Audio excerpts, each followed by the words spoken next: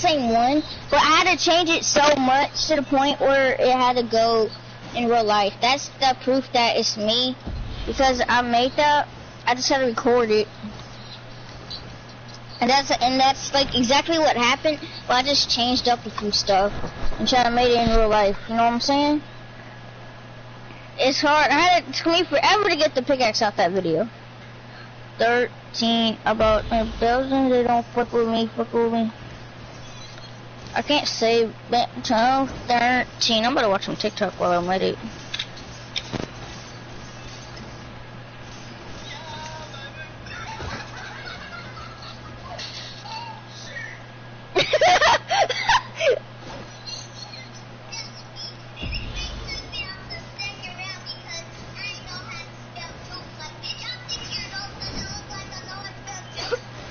What is that?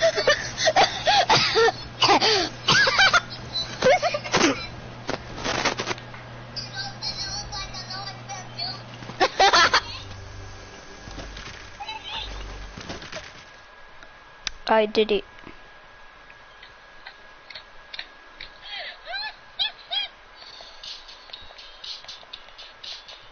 Wait, he's in our clan. What's up? You wanna play duos? Me? Yeah. Yeah, on stream it later. Oh, I thought you wanted to. Can we play right now and like warm up? Yeah. Can we play right now and warm up? Alright. Yeah, alright, leave my party.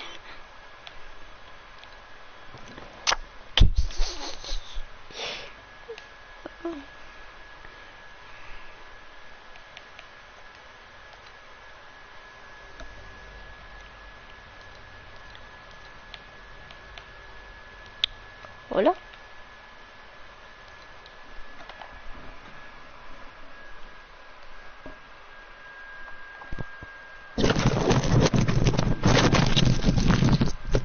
Hola. ¿Cómo? Ah, hola, Fer. Hola. ¿Qué haces, boludo? Nada.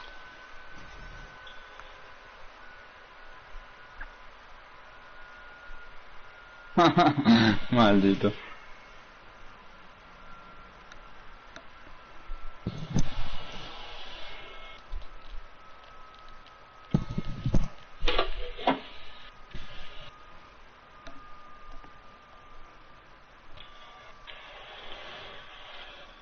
Primera vez que quedo en zona.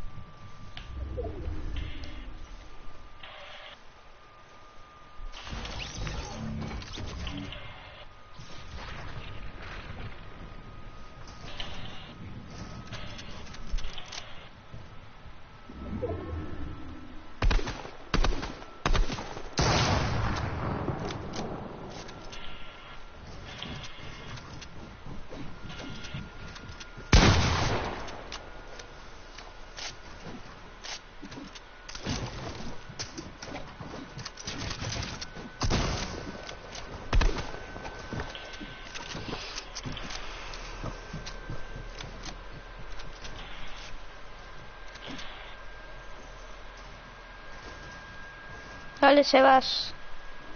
Ya, espérame, ya la reinicio. No.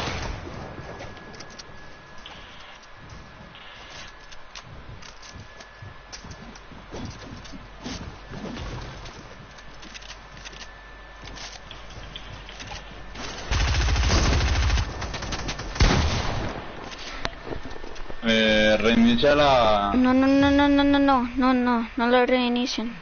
Voy a... Ahí entras tú, ¿no? Sí, sí, sí. Ajá, ya entré.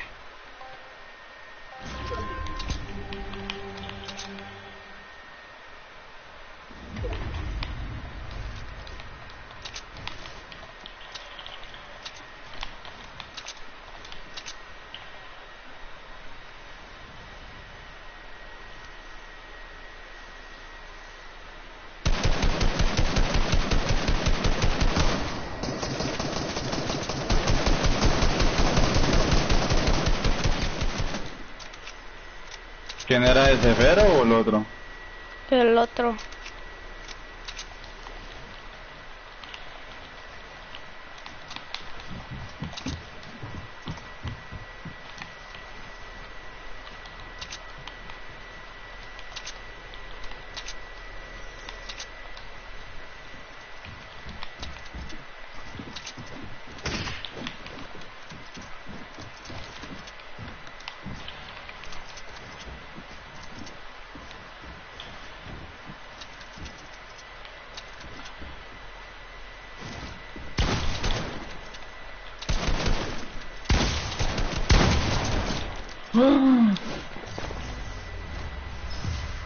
Maldito Fer.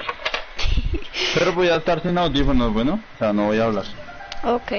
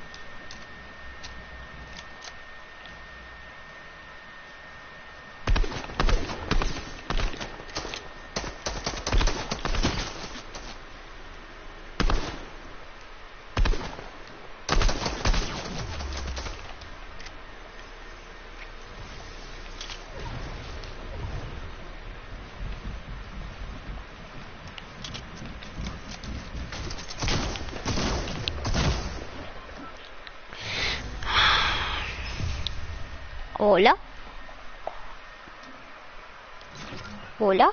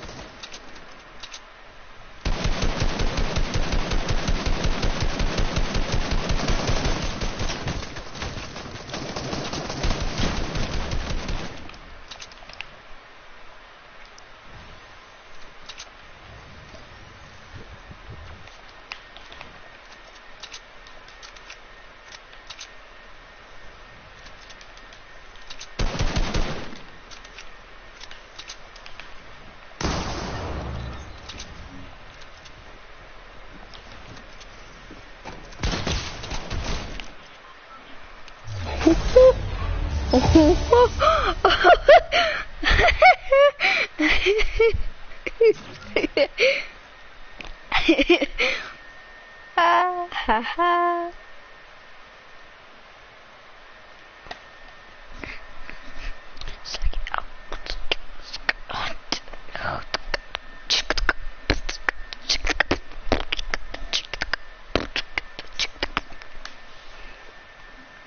Sebas.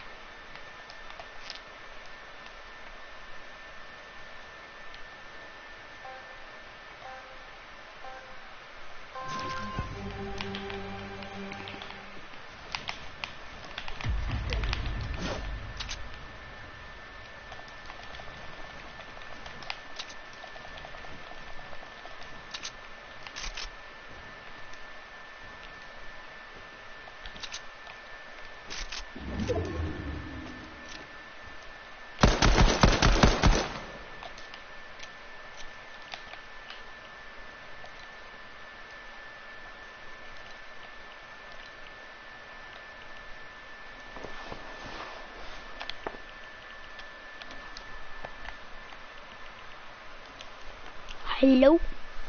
Hello. The butts. Ice cream or something. Ah! Hi, my name is Lucy. Hi, my name is Xochitl, and today I'm going to do the spicy ramen challenge. Are you good with spice? I'm gonna try. I'm not too good, but I'm gonna try. Sí, soy mexicana.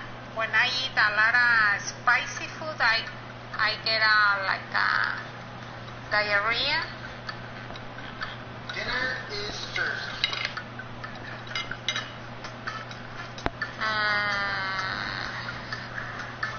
¿No tijeras?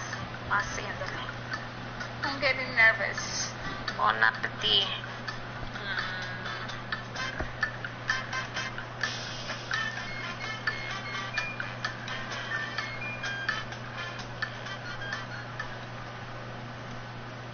I can feel the spiciness there.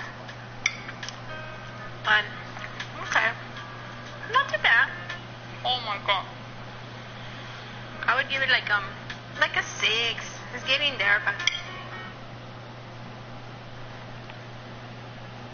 maybe I'm hungry, but these are really good.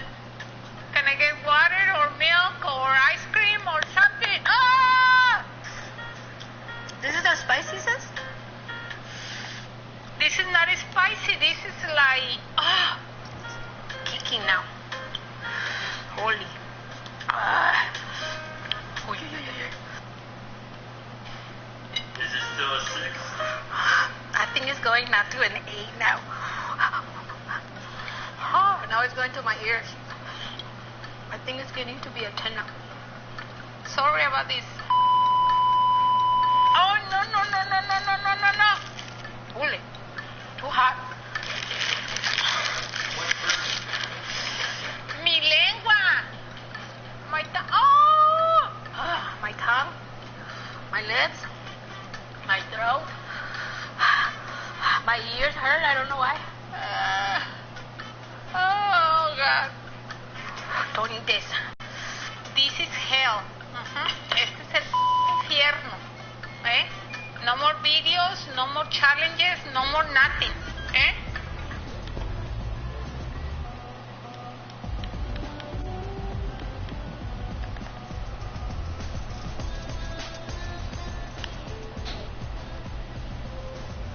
Hello, anybody there?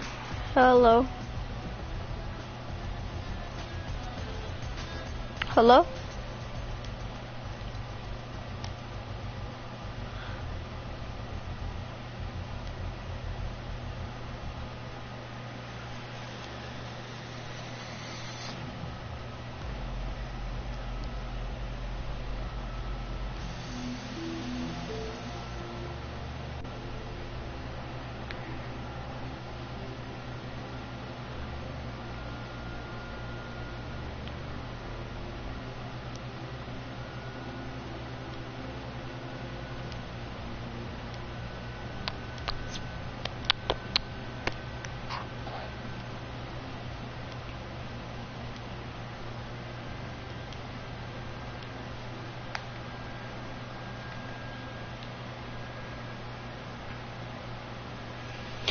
We are best music.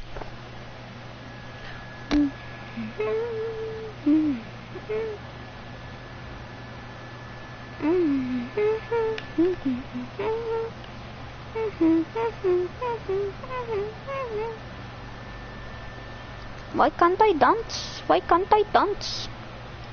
Wow, you can really dance. She went dun, and she went dun. That we both been dancing all this time. What a coincidence. Wow, you can really dance. Wow, you can really dance. She went. You said you've been dancing all this time. What a coincidence. Wow, you can really dance. Wow, you can really dance. She went. I went. She said we've both been dancing all this time. What a coincidence. Wow, you can really dance. Wow, you can really dance. She went. She said we've both been dancing on this. What a coincidence. Give me the people. Yo, chill.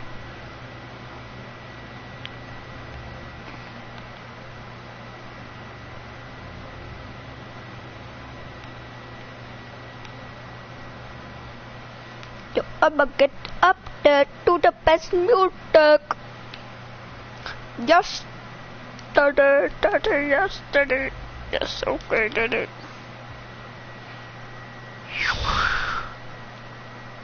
No, fudge. Fudge, fudge, fudge, fudge, fudge, fudge, fudge.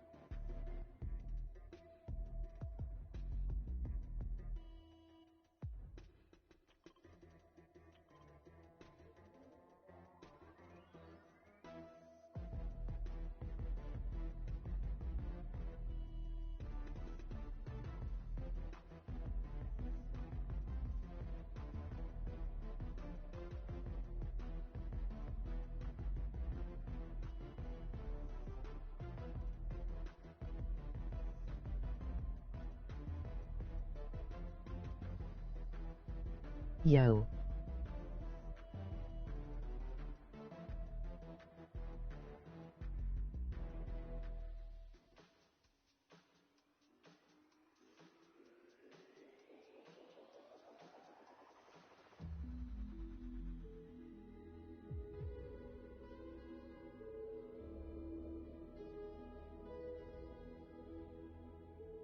Yes.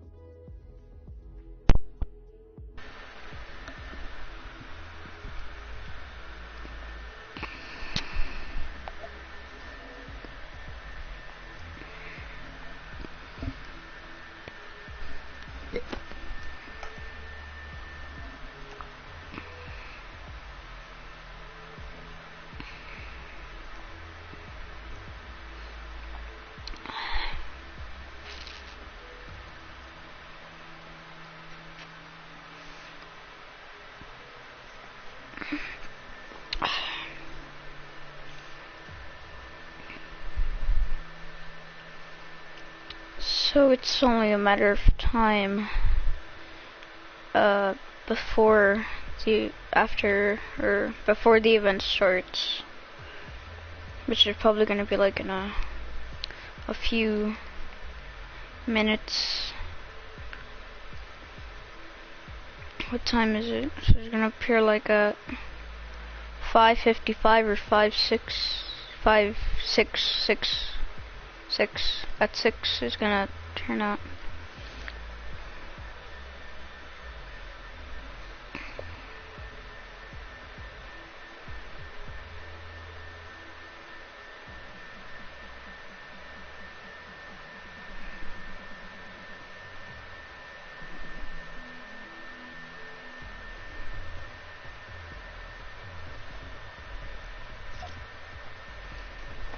Party Royale event in 5 minutes.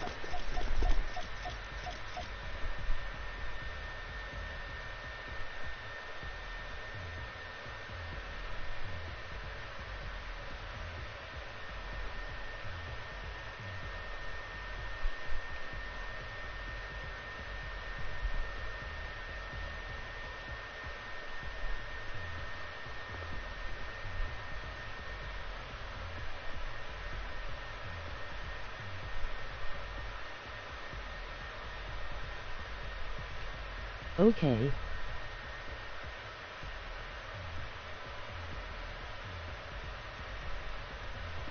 Wait.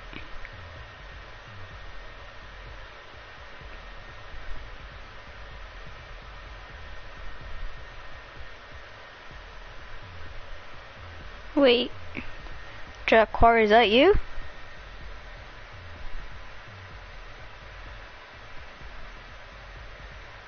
Jakar, is that actually you?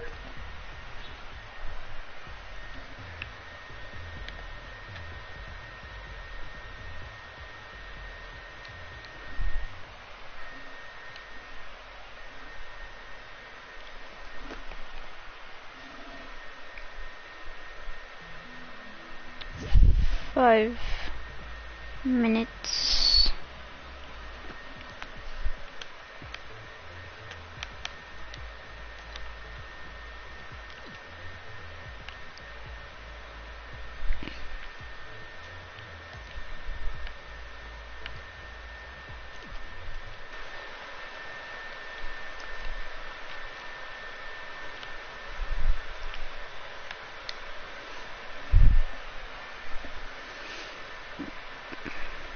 Yo, are you watching my stream? Oh, wait, what? Wait, no. Wait, what? It says I'm matchmaking. If you want, we can do a collab. Oh, it's about to start the show in 5 minutes. What? Join me. So I have to go back to lobby?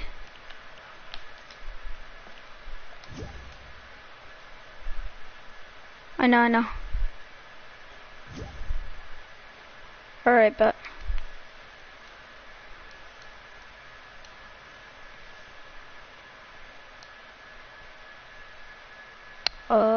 is it a creeper?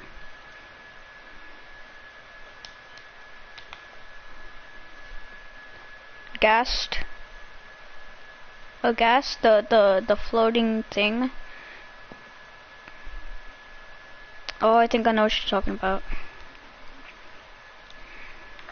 It's like a lamp. It's about to start in 4 minutes. 8 lives. Yeah, it's just random. Travis Scott. Is Travis Scott at my concert?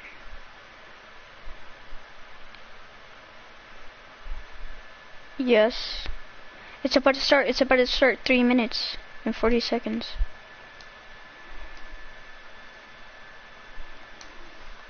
Join the game, mate.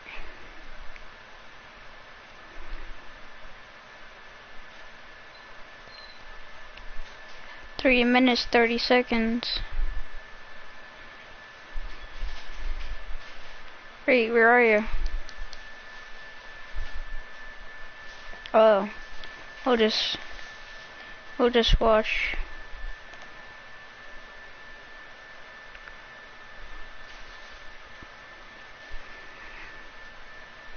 Shows 3 minutes. No, it's not. It's not an event. It's just people talking about racism, I think.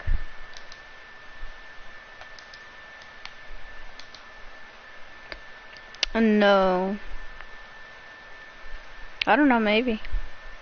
I just come to watch it.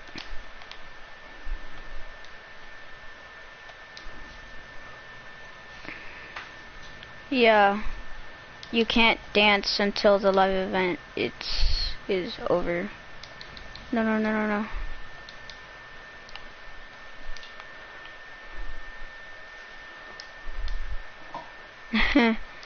Wait, can you dance? No. 2 minutes. 2 minutes, 5 seconds. 2 minutes, 3, 2, 1. 2 minutes. At the screen, it shows you. What do you mean a mark? What? What do you mean a mark? Wait.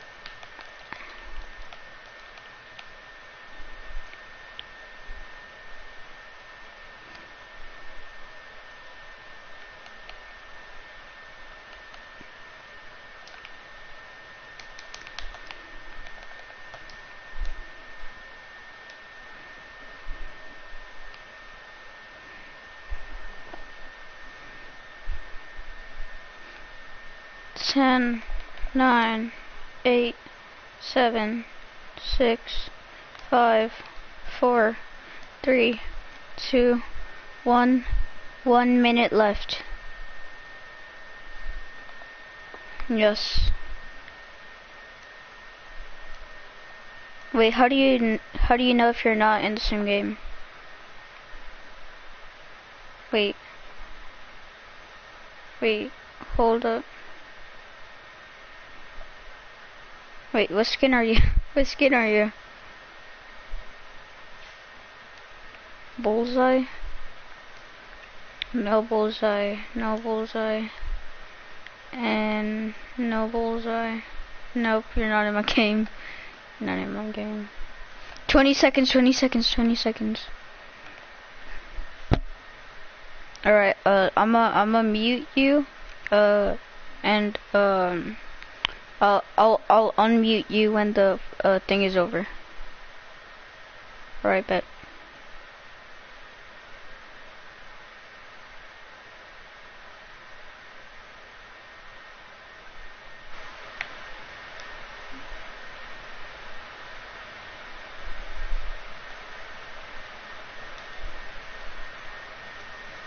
They beating white people down just to show us what's coming, or to show us we nothing, or to show us we only welcome when singing or balling. You shut up and dribble. Word, Hey everybody, I'm Carrie Champion. Welcome to We the People. So today we are having a very candid conversation with athletes and artists who want to make sure that you use your voice to vote. Voting is your voice. So we have so many different issues that have happened in this country. It's really, truly unprecedented time. So I'm looking forward to these conversations. I think you'll be educated as well as entertained, but most importantly informed. We have morethanavote.org, whenweallvote.org, and fairfight.com. Those resources are imperative as we try to change our future.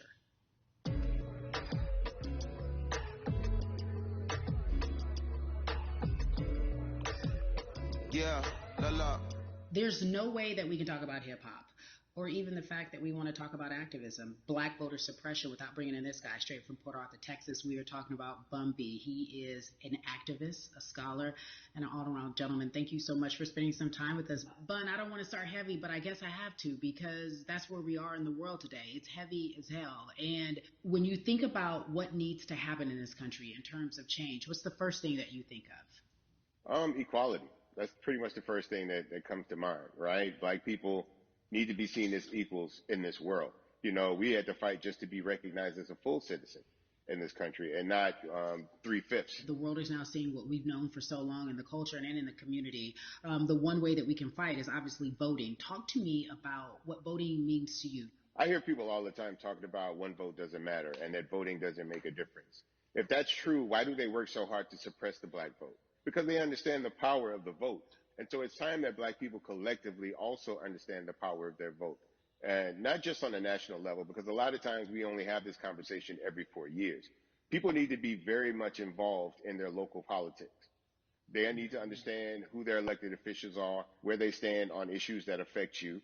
And you need to use your vote to either support the ones that care about you and your condition, or to elect people who do. A newer initiative that we're dealing with is educating felons, right? So in the state of Texas, if you're a felon, right, if you've been to jail or to prison, but you're no longer on probation or parole, you have the right to register to vote. Another thing that was just brought to my attention, there's an initiative called Orange, which is happening not just in Houston, but all over the country. If you're in jail currently during pretrial, but you have not been convicted, like you're still in jail waiting for your day in court, you are still eligible to vote. And you said something so key. They work so hard to hope that we stay uninformed, but more importantly, to suppress the black vote.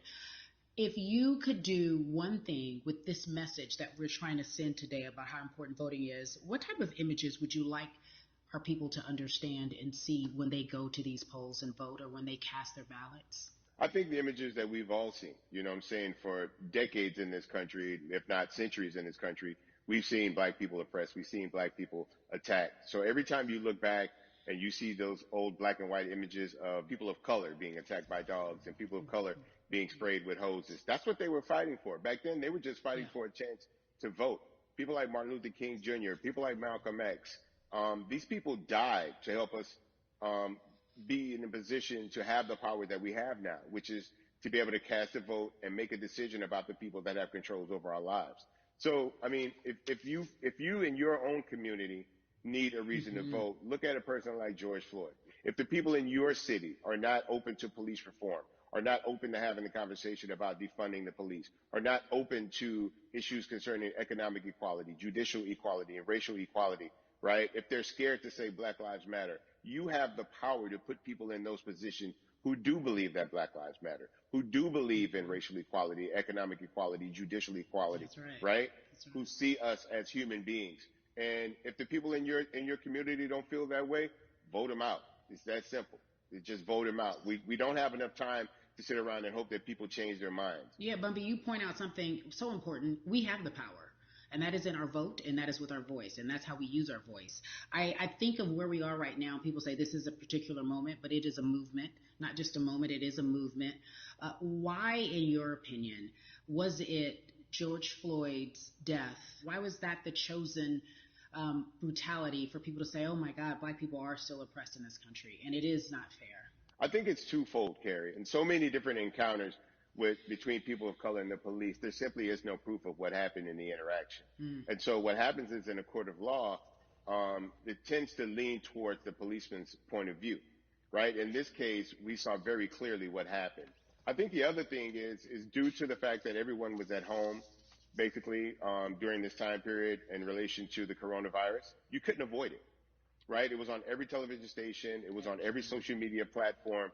Everywhere you turn, you were constantly hit upside the head with this message. You see in the interaction that this man did nothing to deserve what happened. That's right. I think that's so well said, because if you think about it, in the grand scheme of things, it wasn't worth it, and he didn't have to lose his life. I think that you touched on something that a lot of people talk about, and that is now defunding the police. That has been such a huge conversation, but there's so many misconceptions around defunding and dismantling. If you will, educate the audience.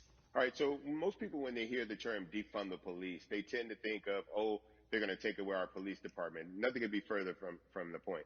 Defunding the police means that in certain communities, even Houston, take for example, we had over $1 billion allocated to our police force. Now, what is that money being used for? Some of that money tends to be allocated towards riot shields, right? Pepper spray, right? That kind of thing. That's only used against the people that fund this budget, right? So why would the people want to supply the police with the means to oppress them? If the police are concerned about the situations in certain communities with a higher crime rate, well, higher crime rates tend to happen in communities where there's not employment opportunities, right? There's not a lot of social services, and people are going to do what they need to do to take care of themselves and their families. When the community has more opportunities for employment, more opportunities for upward mobility, then they tend to be less of a strain on the government. They tend to have a lower crime rate, and because of that, we'll have less need for the police in those communities. You are passionate about so many different things in terms of making sure that we are holding our leaders accountable. Talk to me about some of the other projects that you're working on. Well, right now, obviously, being a part of More Than a Vote is essential. We're dealing with primaries in this country right now, and we just want to educate people. We want to inform people because people are tired, they're angry, they're concerned, and they want information and they want action. And so we want to make sure that we give them the right information and lead them in the right direction. And we thank the people that do not look like us for standing with us right now, because it's very important that people who aren't black be involved, because if black people could have gotten rid of racism, we would have done it hundreds of years ago. And so I'm trying to use my voice and my platform just to let people know that if they feel like I do, there's a number of places they can go to enact change in their community. People need to know about how their city council runs. They need to know that they have the ability to speak when city council meets, to let them know that that's not the way that they feel their city needs to be run. Those are not the places that they feel the money of their community needs to be allocated. And Bubby, even a step further, they can run for office in their local community. They can run for positions. Like, people act like they leave it up to somebody else. If you're upset, it's not hard to get on the school board. It's not hard to be a part of the city council. It really isn't. And depending on how small your town is, you could be a mayor. The power is with the people, and we need to just know that that's happening. Absolutely. And it's always been with the people. You know, if you look at Trayvon Martin's mother, Sabrina Fulton, right? She felt that there was a system of racism and a system of oppression that led to her son's death. And so what did she do? She ran for city council and she was elected to city council. Our own former president, 44, Barack Obama, right, started in the community as an activist, ran for an elected position, became senator, ran for another elected position and became president of the United States. So don't think that you can't make a difference. You know what I'm saying? You don't need a lot of money. You don't need a lot of power. Your voice is enough to make a difference. Amen. I feel like I need to go out and run for something. You gave me a rousing speech there, sir. I'd be remiss if I didn't ask you this. When I talk to my brothers, I have to ask you, as a black man, how are you doing? Are you okay? I'm good. I'm good. I have a very strong relationship with God, so prayer definitely works for me. I have children and grandchildren who are watching me, who are encouraged by what I do, and they're proud of me right now, and that's really what matters, The change starts at home, so as long as you have a support system that believes in what you're doing and supports you in what you're doing, you have everything you need to go out there and fight the good fight. And for those that don't, there's a community of people here to help you. So you can go to places like morethanavote.org. There are many different places that will encourage you, inform you, and they will put you with groups of people that feel like you, that are ready to take action. So no one has to go about this alone if they want to do it. Yeah, we're stronger together. People have been saying it, but that has much more meaning now that we are in our movement, not just this moment. Bun B, it has been an education, always a pleasure. Thank you so much. I appreciate you. Keep fighting the good fight. Keep up the good fight.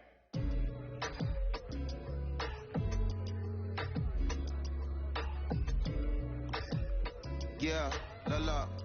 So our next guest, I have to admit, I'm a fan, but there are so many different people that we could talk to, and I thought it was so imperative that we speak with her. You know her as Molly on the huge, successful show Insecure, HBO's Insecure.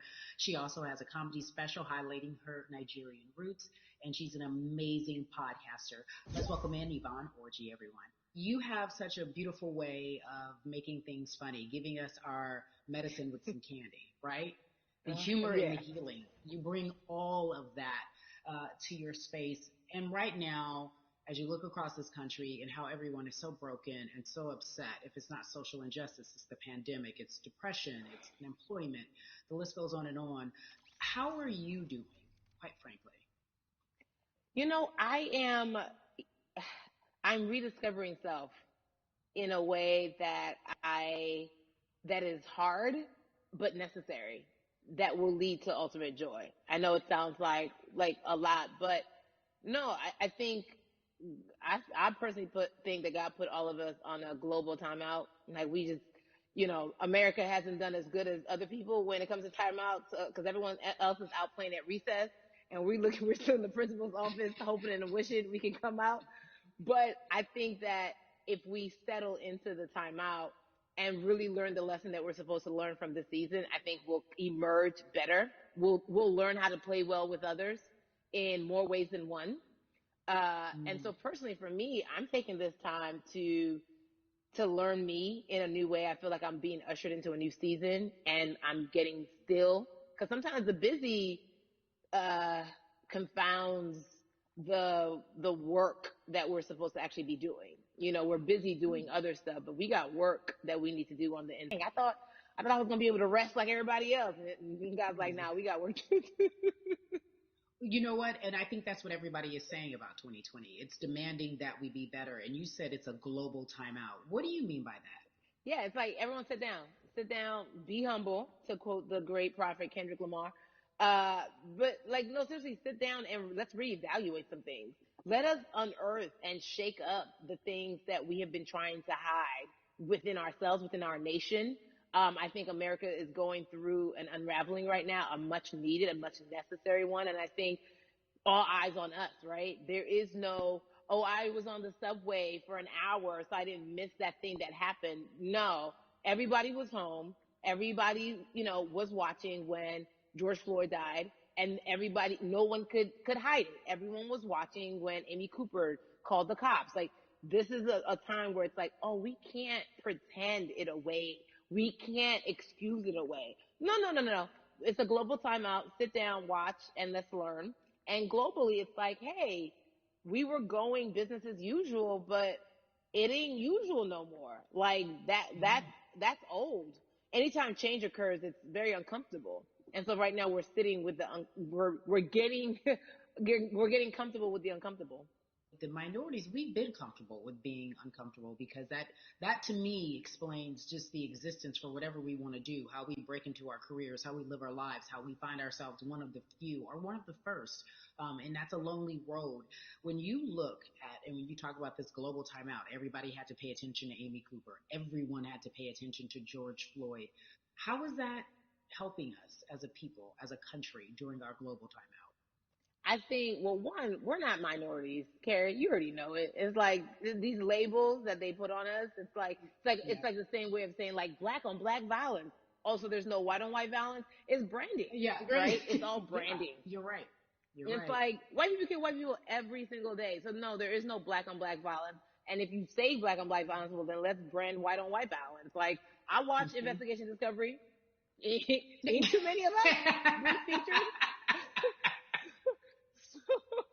So, I just even like, but to answer your question, what does that do? I think what everyone expected is what has happened in the past when the world was still open, right? In that, okay, you had everyone, from Trayvon Martin to Castillo to Sandra Bland, you had all of these lives lost, and black people made some noise. We rioted, we got out in the streets, we started the Black Lives Matter movement, all of those things. And then white people kind of just like, oh, let's give them something. And then it's just like, is it over? It's like Oscars so black. Okay, good. We gave some Oscars. Are we good now? Like, are we even? And now it's just like, oh no. This is not about like a Band-Aid. It's like, yo, we might have to amputate the leg a little bit, but it's all right because by amputating the leg, we're gonna save the body. And so I think that's what's happening now. Like America is realizing like, oh, black people aren't just making a little bit of noise. Like the protests are still out. The conversations are still being had. The change is still being demanded. And I think they're seeing, oh, this is not going no way. And no, it's not, because we need systematic change. What a beautiful way to explore what is happening and describe our country. We might have to amputate the leg, but that's to save the body. That's what's happening right now. That's beautiful, Yvonne. And to that end, I have to ask you this, because the way that we do that, we use our voice. And our voice right now in this world, in this country, is our vote. And everyone talks about voting and how important it is, but I feel like more than ever we understand that it's not just about voting every 4 years for the man in office. It's about your local elections. It's about the mayor. It is about the district attorney, the people who have the power to bring charges against police if police brutality is an issue in your community. If you care about your school district, you can run for the school board. I ask this of you, right? Your parents are from Nigeria. You are Nigerian. You talk about that very lovingly. What does voting mean for you? I think voting is power. I remember, I became a naturalized citizen back in the 90s when, because I was still a minor, my mom naturalized, and so we were able to do it under her. And just even that power of like, we are American citizens and all the access that we have by being citizens, one of those accesses and those access to power being voting, it's a big deal. It's a big deal because not only do we have the opportunity to be in this country, but now we can be of the country. We can be of the systems. We can be of the rules. We can be of what it actually affords. But I think going back to your earlier comment about just the setup of systems, I think we are done a disservice, either it's schools or whatever it is, and I'm not putting teachers on blast. I think teachers do a phenomenal job, but for some reason, we do not, and give them all the raises. I know too many parents who are like, this child of mine, I do love them, but hey, where can I drop them off? And I do think that there is a disservice done because, again, when we talk about them, to your point, we talk about every 4 years. It's important to vote for the presidency. We don't realize, like, oh, snap, we actually can vote about, like, how much our libraries get. It's like small things like that, but they make a big difference. When you think of voter suppression in this country, what does it look like for you? It's the systems. When we talk about voter suppression, we also talk about systematic racism, right? It's all the systems that set up. And we've normalized, okay, maybe your job will give you a half day, or maybe, you'll be able to get this luxury it shouldn't be a luxury. It should be built into the system. It should be built into the fabric of how we vote. But maybe you'll be able to get this luxury in order to enable you to go vote. Think about everything disenfranchised, marginalized Black person has to endure in a day. So in a day, you need to get to work. If something happens to your car, if something happens to your child care, if something happens to, there's so many factors along the way that can send you into a tailspin as an American. And then you add on as a person of color. If you're just trying to get to vote and you already have to go through all of these hurdles and hoops in your everyday life, imagine the one day when your voice really is supposed to matter the most in this country, but then you also see all the times that you tried to have your voice matter and then it's been shut down, repressed, told it doesn't matter, and then you're kind of like, what's the point? How do we keep hope though? If I'm watching this right now, how do we as a people stay hopeful? How do we believe in the promise that these quote unquote forefathers have given us? Because have you met Black people? By default, like hope is infused in our DNA. Like you know what I'm saying? Like like if we haven't been broken now through, be it through slavery, through capitalism, through colonization, through segregation, through, you know, I mean, listen, the history of Black people in this country is at one point we were 3/5 the people. Mm-hmm. That's it. That was a written law. And look at us now. We are whole. We are Black girl magic. We are Black boy joy. We are, you know what I'm saying? What I think about in terms of giving us hope, right? We're making a lot of people nervous right now, Carrie. We're making a lot of people nervous right now because they're like, dang, we put all these obstacles in their way and these jokers are resilient. But that should give us hope. That should give us hope that like we can't stop, won't stop. I mean, I went to the school of Diddy, you know what I'm saying? Hashtag, Harlem shaking it right now. Can't stop, won't stop. And I think that's our motto. We can't stop voting and we won't stop voting. We can't stop marching and we won't stop marching. We can't stop thriving and we won't stop thriving. To that end, because you led me directly there, I've been asking everyone who's appeared on this platform, what does activism look like? And I feel like back in the day, we had an idea. Yes, it is marching. Yes, it is protesting. Yes, it is speaking out against things that we feel are not right or unjust. But talk to me about what activism looks like for Yvonne Orji. Listen, activism, I think the beauty of activism is that it has many faces, right? You're going to have the people on the front lines. Like, you know what? Martin Luther King marched, but there were a lot of women who were in the homes like, hey, BT Dubs, when they come back, this is how we support all the people who are marching on the front lines. And we're going to be here doing what we know to do best here. And you know what? Somebody needs to bail them out of jail so now we need to be in the community, getting money or whatever it is. So it's like everybody has a position to play. And so play your position like a shortstop, bruh. So whoever you are and whatever you do, play your position. So activism could look like, you know what? I'm not the one that's built to be on the front line, but you know what? My pockets go deep. So I'm going to support the people on the front line. You know, I'm a comedian. Black joy is a form of activism. There's always a call for entertainers or celebrities that have the platform to do something. Why aren't you speaking out? I'm not a believer in thinking that it's mandatory. Like you said, everyone can be an activist and be activated in different ways. But talk to me about the connection. Talk to me about the marginalization in your world and how you feel like it even inspires you to say more and use your platform to do more. Beneath the surface of what we do, like Niecy Nash says, it's the who, right? The who is the person who's going to be like, hey, let me call this out. Either blind racism in terms of overt racism, in terms of ways that we can be better, in terms of ways that we can actually be more uplifting to the community that you may not even realize that you're serving. Before I let you go, talk to me about the urgency, in your opinion, for people to vote, our people to get out and vote this coming election. Yeah, I mean, guys,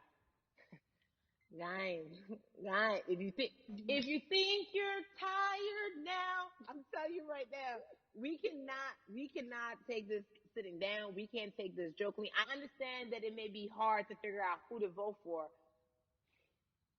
but at the end of the day, we got to vote for our families, We got to vote for our legacies. We got to vote for continued progress. We have to vote for upward mobility. We have to vote for equality in a way that is long lasting. And if we succeeded before, we can do it again. You talk about the whole, this is the time. This is not the time to give up. This is not the time to pretend a way that we haven't made progress. We have. There's still much more to be done. And you know what? We might have to get to a point where we pass the baton to our children and our children's children, but we still have work to do now for that generation. Yvonne Orji, you are everything. You are Molly, but you are not Molly, but I love you so much as Molly on HBO's Insecure. You are an amazing podcaster, Jesus and Jola. Shout out to Lovey. And then we also have movies. Like you, The World, you're a model, a cover model. Also, wait, don't let me forget your hugely successful stand-up comedy special on HBO. Girl, you're doing it all. And I am so grateful. You're truly the dream, not just the American dream. You're the black girl, brown girl, do it all dream, the immigrant dream, everything. You're a beautiful, beautiful soul. I really, really mean that from the bottom of my heart. Yvonne Orji, ladies and gentlemen, nothing but the best and excellence personified. Thank you so much, my friend. I love you so much, Mama. Mwah.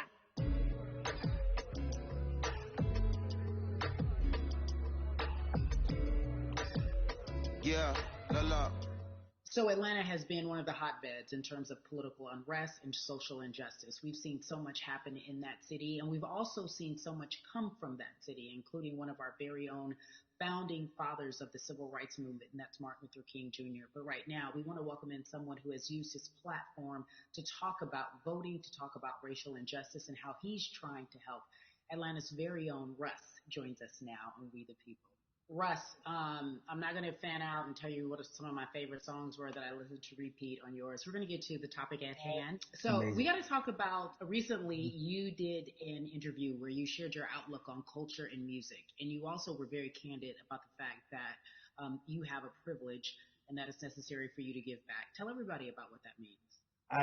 It's very obvious, I'm white and I'm in Black culture and I'm benefiting financially off of it. So I feel like if you're a white person financially benefiting off of Black culture, you have to put finances back into Black culture. It's just that simple. The screenshots with your feelings, it just comes off like fake empathy because it comes off very dismissive and very oh, that sucks for y'all, but anyway, back to what I was doing. Have you felt that way always, or is it now because of the time of where we are in this country? I've always had the feeling. I think now it's just obviously elevated. It's a new level, and there's new, it's to the point now where you can't. First of all, you can't not say anything. Second of all, though, I just think saying something isn't enough anymore. I think if you have the ability to put money back into a culture that you're financially benefiting from, you have the ability to. You should. It's interesting that you talk about it in that way because some people do believe that silence is the best way to go because it's hard to talk race, especially if you're white and you're in the Black culture. People just feel as if they can't talk about it. They feel awkward. They feel as if they don't have the privilege or the voice or the words. How do you find yourself right now in terms of interacting with people when they want to talk to you about social injustice, police brutality? What's going on in this country right now? Well, first of all, picking and choosing whether you want to be silent or not about race, that's a privilege in and of itself. But no, I mean, I try to just do my best to listen to the Black people around me and the educated Black people I have in my life. So I do my best to not act like I have all the answers for everything, especially in a culture that I'm not from. But that's why when we decided to raise the money for Black Lives Matter organizations, when we raised 500,000, we got on the phone with some of the women who started Black Lives Matter. I got on the phone with Tamika Mallory. I was on the phone with Karen Civil and talking with my friends to make sure the money went to like the correct places, and people who really need it. It's just about listening. That's all. It's about listening. Let's talk about that for a moment because the way I think of activism, for me, it looks very differently. It's not necessarily just protesting on the front lines. I think that's great. But what about being an activist in the way in which you have decided to be one? What inspired you? What did it look like? You said you raised money for Black Lives Matter. What did you do? Walk us through everything that you did and how you find yourself in this moment right now. So for me, it was 3 years ago. I had like a string of festivals, and I decided that I was going to wear T-shirts with a message on them because I figured, what better, what better time to use a platform than in front of a bunch of people. So one of the T-shirts I wore was, if you want to change the system, speak up, white silence is pro-racism, the whole thing. And it didn't really it kind of got swept under the rug back then. But when all this stuff started happening again, and it's been happening, the police brutality against innocent black people, I was like, man, I'm not the biggest artist in the world, and I certainly don't have the most white fans in the world, but I got a good amount of people that I can definitely mobilize and turn into some money. And I know they're down for the cause because it's merch. It's a good thing. And I've always been outspoken anyway, And so how am I going to be in black culture and not be outspoken about racism? And then I got to ask you this because you grew up in Atlanta, so that gives you a heads up, depending for so many people, because you're in the crux of that beautiful black city where there are so many wonderful black leaders, home of so much great music and things that speak to our culture right now. And we are really, really getting our word out, especially with this platform today, and saying that we must use our voice to vote. Talk to me about what the importance of voting for you in this upcoming election. Yeah, so full transparency, I had never voted before, ever. And cause, I was one of those people who was like, my vote doesn't matter. And, I don't know, maybe it's cause I was younger. Maybe it's cause I really thought that, or I don't know, but I just think that it's got to, now this is a bit of a privilege to say it's got to a breaking point for me, because obviously it's been past the breaking point for black people. But I think that as a whole, the young people need to get out and vote, because we're the ones that never show up. You know what I mean? We never show up to vote, but we're the future. So it's like, look, we got to go out there and vote, and then whatever happens, happens, but at least we did our part. You got to do your part.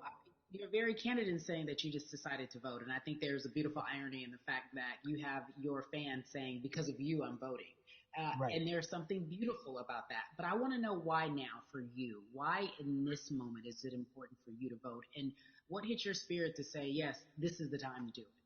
Honestly, because I think that George Floyd really woke up a lot of people who, including myself, who I was vocal and outspoken about racism. I put it in my lyrics. I put it on T-shirts. I would talk about it in interviews. I was vocal about it. But that video in that moment, I think me, along with a lot of other people, just kind of was like, all right, like, words are simply not enough anymore. We gotta do something, whether it's raising money, whether it's voting, or all the above. Like, we got to do something, and I'm ashamed that it took that for me to be like, I need to raise money and I need to vote. It's a shame, and I don't know. I guess it snapped a bunch of people out of it. And even if you were vocal and whatnot, it's time to actually put your money where your mouth is. It's time to go vote. It's time to just stop talking about it and be about it. And it's been time for that, but like I said, I'm ashamed that it took me this long to actually really, really be about it, but I'm here now. So Russ, we all know that this is going to be your first time voting. Tell me what that experience is going to be like for you in terms of what you're excited about. I think you know what it's going to do for me? It's going to let me know that I'm contributing to something bigger than myself, and I'm actually putting my money where my mouth is, and I'm being about it. Because, for so long, and I know I'm not alone with this, but, standing on the outside and just screaming about this and that, and this should change, and it's like, all right, but did you vote? And so I know it's going to feel good to know that I played a small role, And that's the problem. I think the mentality of like, my vote doesn't matter needs to be changed to my vote, albeit small, does matter. It's a role I'm playing, and if I play my part and you play your part and he and she plays their part, then we make a difference. But it'll feel. I have a feeling it's gonna it's gonna feel very, very bigger than me. I mean, I think when you realize that giving actually feels better than receiving, that's when you start wanting to do your part and contribute. So, voting is an easy way to give. Yeah. To whom much is given, much is required, and you have been given a huge platform, and we are so grateful for you, Russ. Philanthropist, artist, community activist, first-time voter. We appreciate you for doing Yes. this, okay? Thank you. I appreciate y'all.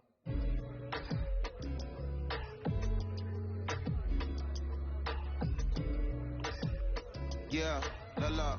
So cities like Atlanta and Chicago have been at the forefront of the discussions, especially now in this country when we're talking about COVID-19 and systemic racism, as well as police brutality and what we can do in this country.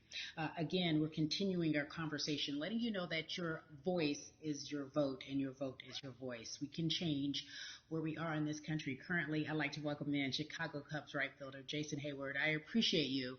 I brought in Atlanta and Chicago because I know you grew up in the metropolitan area of Atlanta, more specifically McDonough, let's be technical.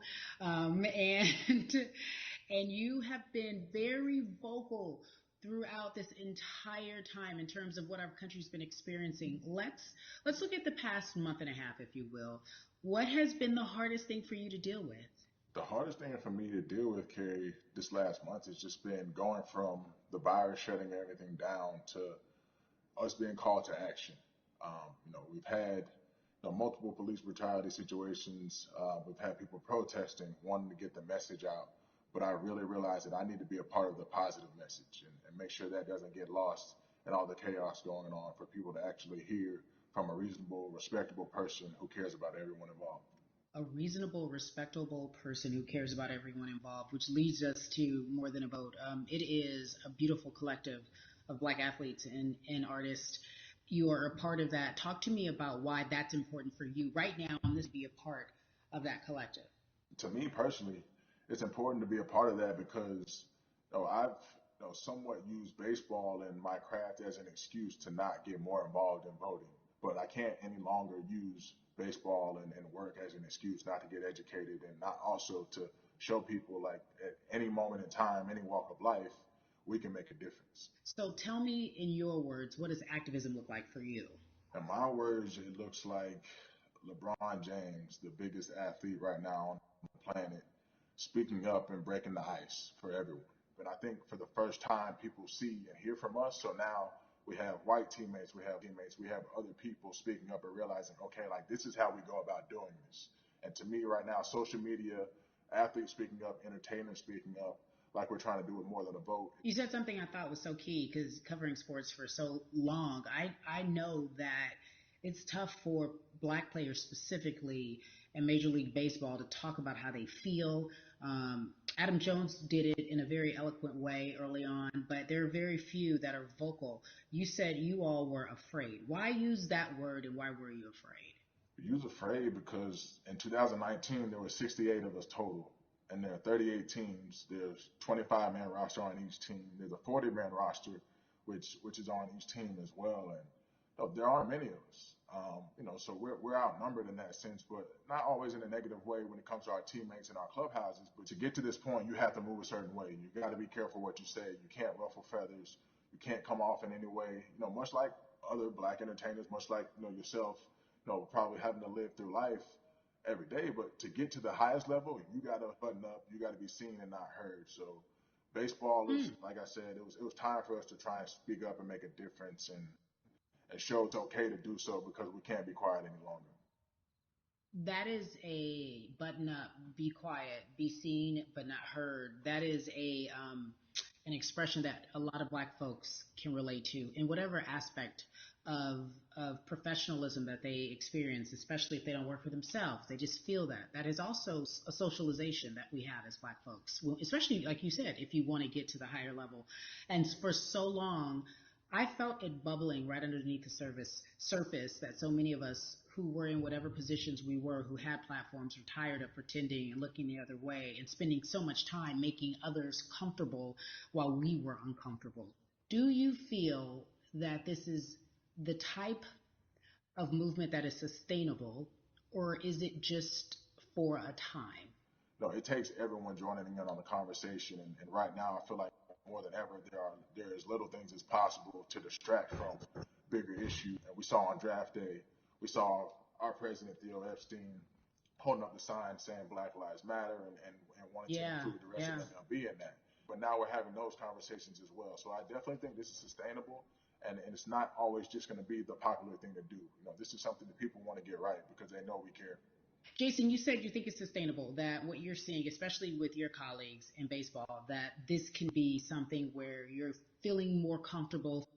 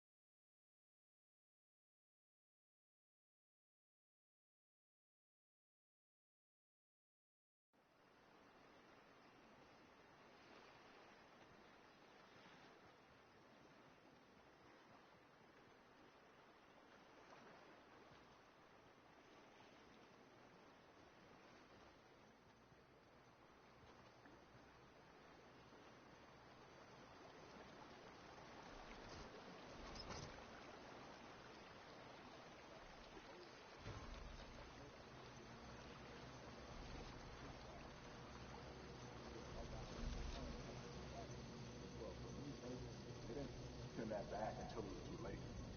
Right? We didn't get it in the mail to the address that's an Atlanta address at my parents' house. We didn't get that in the mail until it was too late.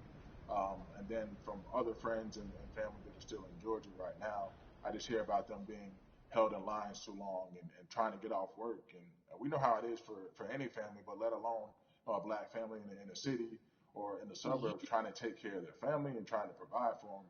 You try to get off work, and then you're like, wait a minute. You start looking at the clock. It's like, oh, this is not going to happen today, right? And so I saw, Mayor Keisha Bottoms, reach out via social media to people and say, hey, I'm going to address these issues right now. I need y'all to stay in line to cast your votes. Keep hanging in there. So to me in Georgia, that's what that looks like.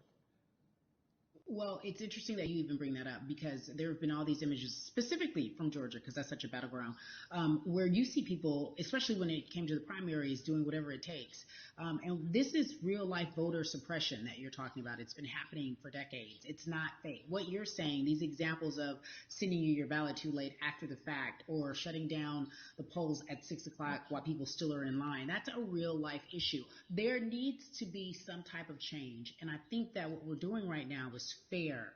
But the idea of voter suppression, do you think that is well known, especially with folks, within the generation, your generation? I think it's known in our communities, right? I don't think it's spoke on enough. I don't think there's been enough light drawn to it. Bring it to light. Let people hear about it. Let people learn about what that looks like. And get more people to say, okay, look, like this is going to happen. We have to expect this, and we can no longer make the excuse. We can't say they didn't warn us. Jason, everybody knows, or it feels as if everyone knows, that the time is now. America's paying attention to us. We have their eyes. We have their ears. If you look toward the future, what are you most excited about in terms of seeing a change? I'm excited about how fast the word is traveling. The word is being spread right now. The biggest athletes, the biggest icons, biggest entertainers are doing their part, but I'm also seeing people out there on the streets doing their part. When so many things got lost, could have very easily got in the, in the commotion when it came to protests, and you saw rioting, you saw looting. People still stood their ground, and people still went out there and said, look, we're doing this for the right reasons. We're going to come together. We're going to use drones. We're going to use social medias. I feel like this is a new wave of getting things done the right way and just spreading the message. You're right about that. And you're right. People are spreading the word unapologetically. We out here. We doubling down. Thank you so much. I appreciate you. Right.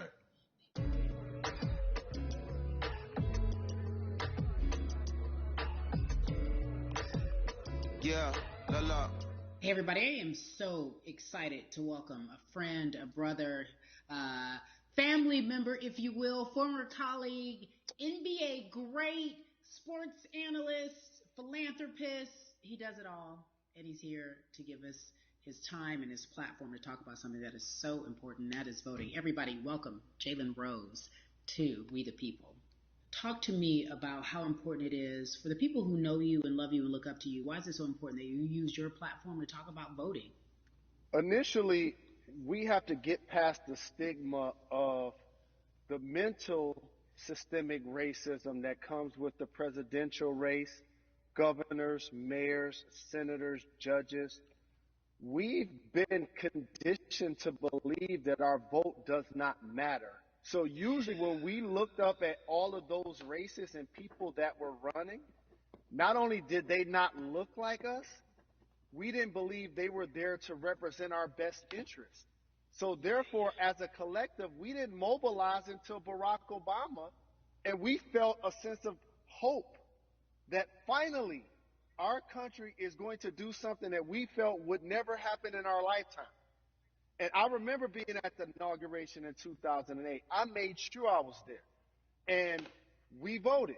In 2016, we didn't vote, Kerry. We didn't vote. And so many people try to make this political. This is not political. Me telling somebody to vote is like telling somebody to pay taxes. So that's one, getting over the stigma of nobody is going to represent our best interest. And then number two, the reality is that the person that gets the most votes doesn't necessarily win the presidency. That's uncomfortable right there, because that's actually what took place in 2016. The Electoral College chose the president. And if you put all of their pictures up, I'm pretty sure they look a lot more like each other than they look like you and I. How about that? And then the third thing, especially in urban environments, oh man, they create barriers for us, Kerry. It's like you got to jump over the fence, you got to run past the dog, you got to jump on the hood of the car. The lines is 5 hours long. You get up to the poll and they don't work. Elderly people working in the city, while they got the young people who understand technology working in the suburbs. Like, these are all systematic things that try to discourage us from voting. And then finally, we don't have a day off to vote. We need to work. So we don't get a day off. It's going to be a full day, and I got to work to pay my bills. So you know what I'm going to do? I'm going to mail in vote. And you know what you want people to realize? That counts too. So your vote will be counted if you're able to mail it in. So those are a few things that I hope that we can do and mobilize. And shout to LeBron and his team. Shout to you and everybody involved. We will make a difference. Well, let's talk about more than a vote. There is a black collective of athletes, of artists, coming together and saying voter suppression is a real deal, especially in the black community. When you just talked about, I got to work, so I can't go vote. And then when we do get in the booth, just in case we don't have to work, do we know who we're voting for? Not only do we have to vote, we got to be educated. And it's not always even about the man who's in office or the woman who's in office for president. It's about your local elections. It's about the people who are your DAs, your state DAs, like the people who actually make change in your community, who will change police brutality, who will make sure that your community is taken care of, who will defund police and hope that they can help you in stopping police brutality. So talk to me about why you decided to be a part of More Than a Vote and what it actually means. Well, it means a lot to be involved with such an impressive collective as you mentioned. And I've said this multiple times, and I know it can be uncomfortable when I say it, but a lot of times we have to get to the root of the issue before we find a solution. And the quote was, I wish America loved black people as much as it loves black culture. And this collective, by the way, represents in a lot of ways what's encouraging, but also sometimes disappointing about our role as black people in America.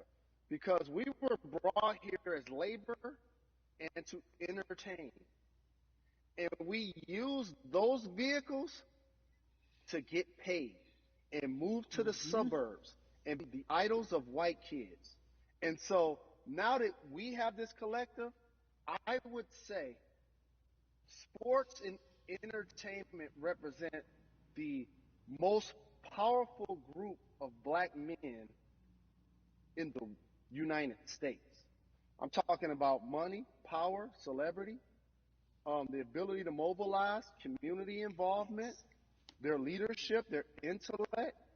And so to have all of us pull it in the same direction at the same time for anything that we're passionate about is going to be a difference maker, but it's definitely going to be a difference maker in the 2020 vote because we're going to make sure we inform everybody that they can let their voice be heard, and failure is not an option.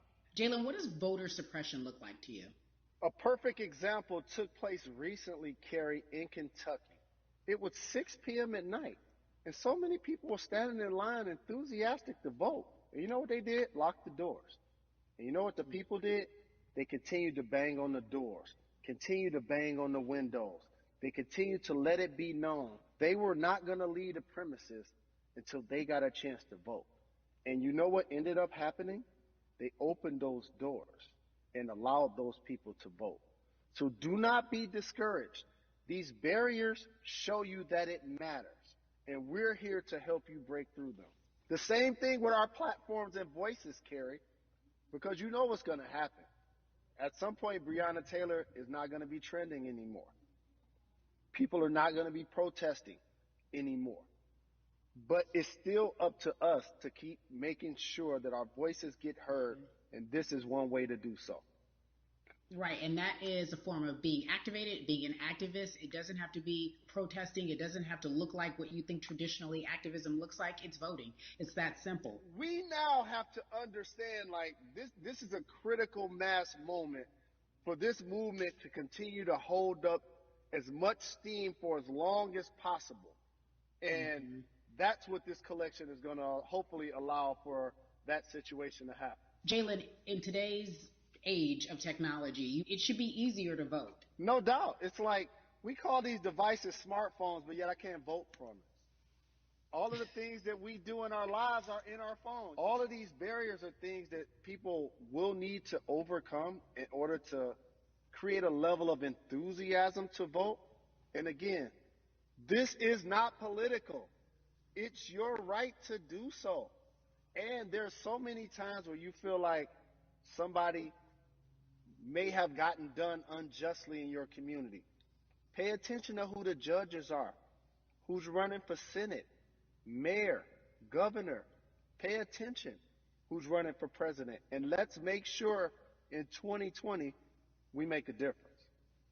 Why is more than a vote so important and invaluable in our community right now? Well, because right now, I think we have an opportunity to let our voices be heard louder than ever. Anytime you see the mobilization of white kids holding Black Lives Matter signs, that means there's a breakthrough. Now, what happens with that breakthrough is the next step. You're going to look down in your email, Carrie. You're going to see all of these companies telling you how they're going to work on their diversity, how they're looking themselves in the mirror. They need to make change. Just like in sports, right? Look on the field, on the court, all those black players. The further you get up, it's like altitude or a ladder. It gets thinner and thinner. And so A lot of people talk about the system being broken. I hate to remind people that it's not broken. It was built this way. And one of our ways to help change the system is to vote. So that's why more than a vote is so very important, so we can make sure everybody participates and gives themselves an opportunity to let their voice be heard. I think it's interesting because you talked about black men being very powerful in the U.S. if they're athletes and entertainers, because for so long those have been the only avenues traditionally to create wealth.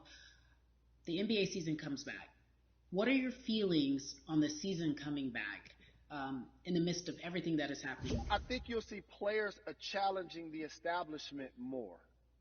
You're going to see them saying, okay, if you have all of these marks. Hello? Yes.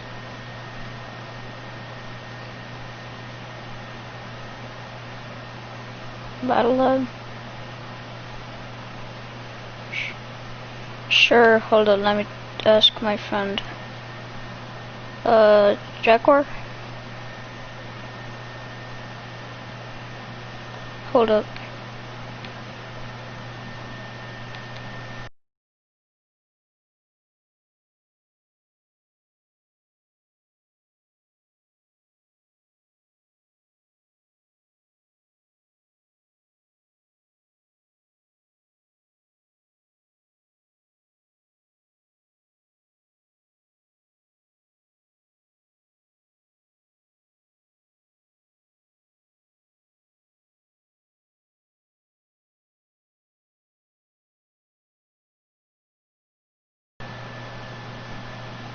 I'm looking forward to the NBA season. Thank you for working with More Than a Vote, because your voice, your platform, all of it is unique. Wait, I'm just looking at something.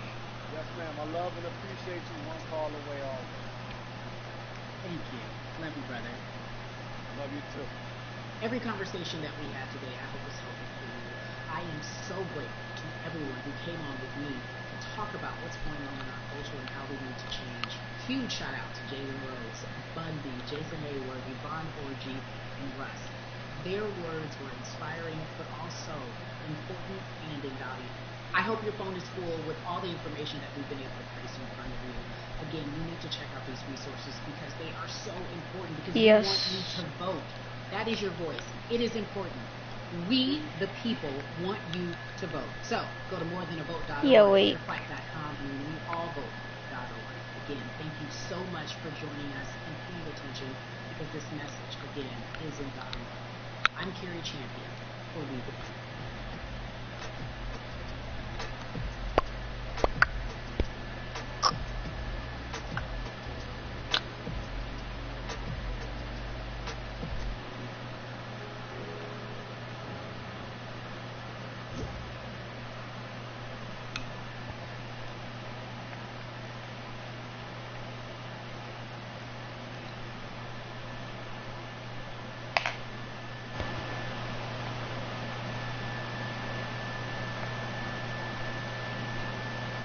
Yeah.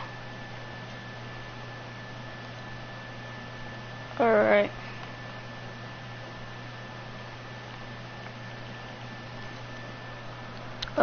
Join my party if you can.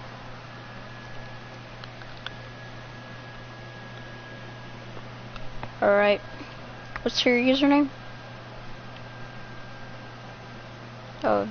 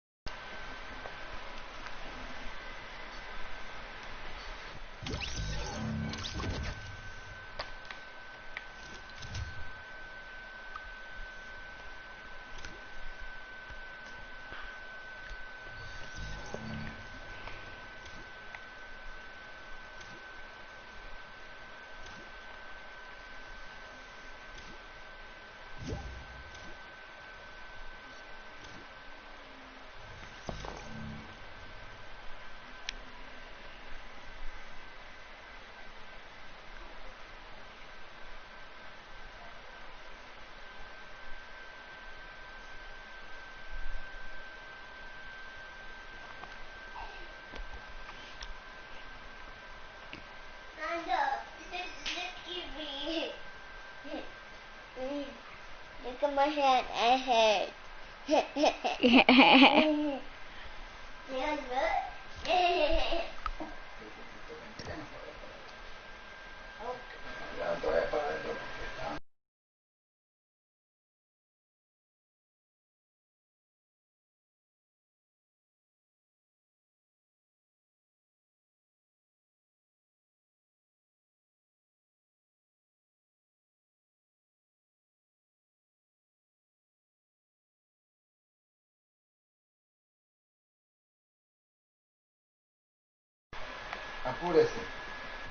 Oh, this, yeah, see. I don't...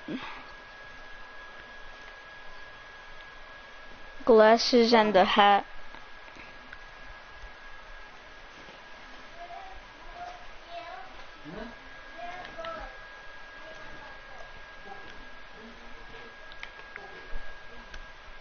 But Peely, not gonna lie, he looks weird.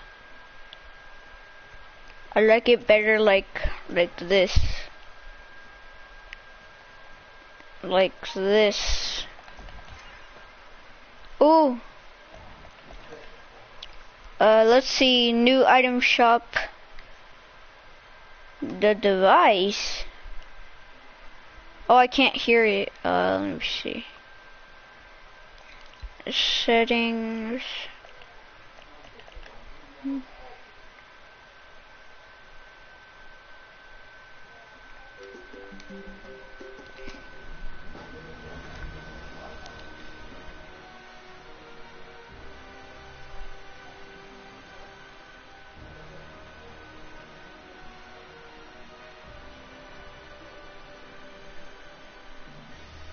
Have you guys seen that, you know, in the device, when you go and look at the picture, if you look at the shoulder of the suit in the case, you can see a little face. You can see somebody. Yeah.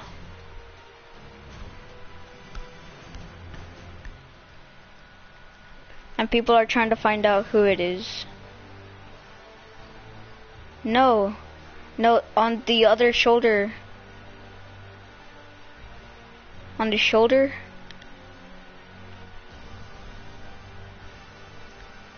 Do you see it?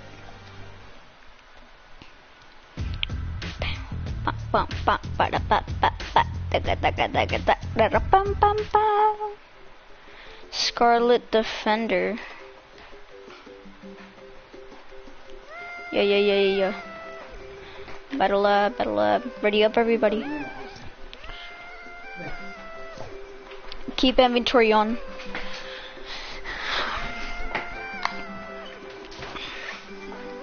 And after that, can y'all help me on doing some challenges? Which challenges do you need to do? I need to do week 5 and week 6.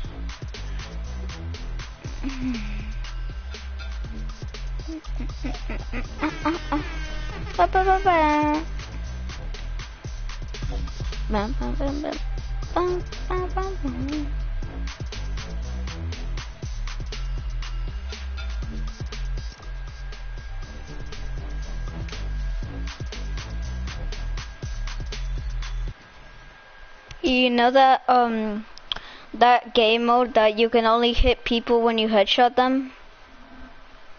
You know what's the best skin to use? Peely.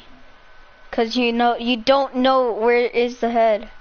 Is it on his face? No. Is it? No, is it? I don't know. The tag. I'm a default. Okay. No, let's go Holly. Aw, I wanna go Holly. Let me.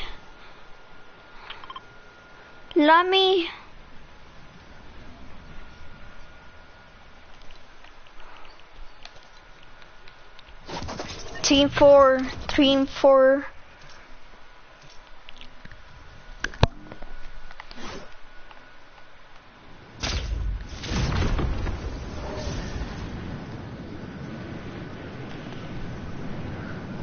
Holly, I'm already at Hollydale.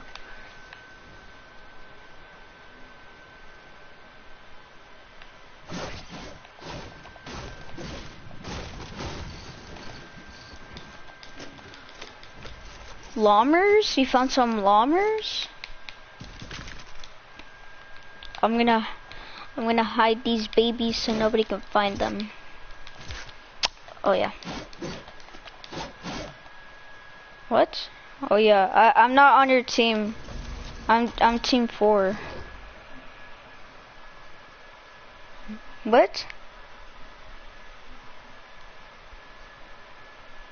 No, you said you're be on team 3. And I said, boy, if you don't get you.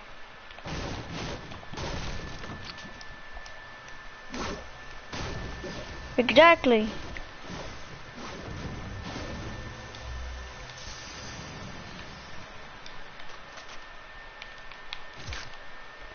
Oh yeah, on the no, shut up, bruh. That thing just shows us because we're the only guys in the match. Exactly, bruh. I don't know how to explain this. Why we can see our name tags. It's just the name tags. Yeah, it's just some name tags. Because if we were on the same team, it would show your health and your shields.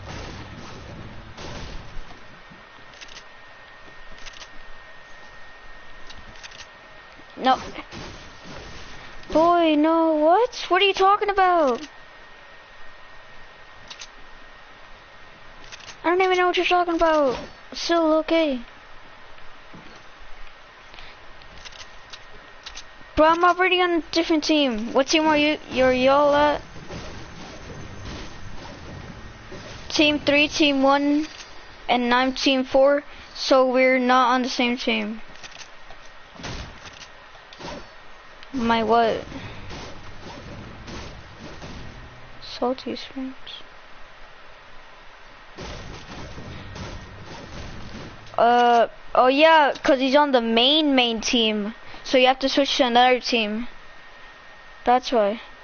Yes, if you can see our markers, switch to a different team. Not 3, not 4.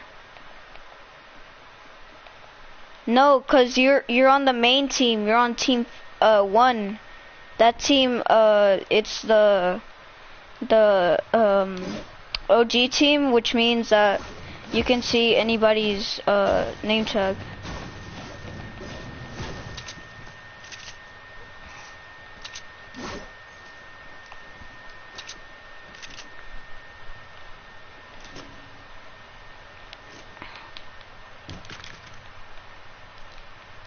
What?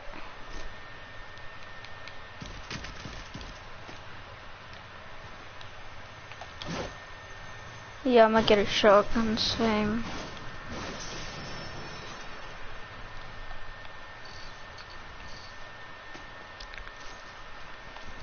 Ooh. Hey, nutty.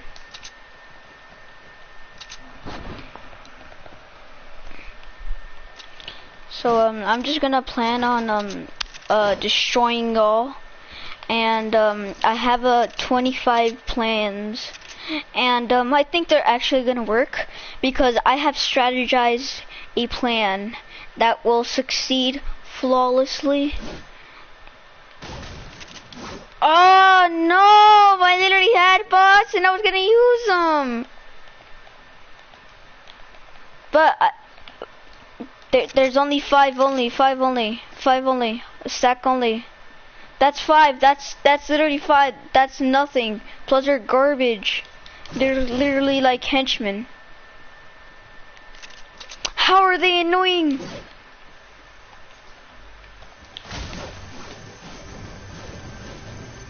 Exactly, their aim is horrible, which means you won't even get shot. What do you mean? It doesn't matter. What do you mean? I don't even know, where are you? I know that you're at Salty Springs because you said, yeah. The White House, I have no idea where that is. Might know what that is, but I don't actually care. And I have my loadout ready, and I am ready to go pee, and I'll be right back. Oh, go tech. Let's go, Daddy. Wait, can we use decoys? They're not, decoys. Decoys. They don't kill you. They don't kill you. Yes. Now my team shall rise and kill all of y'all.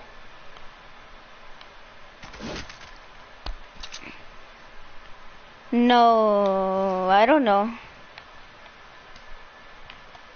That would be, wait, do you have an explosive? No? Oh, you're just asking. Alright, I'll be back. I'm actually gonna go pee real quick.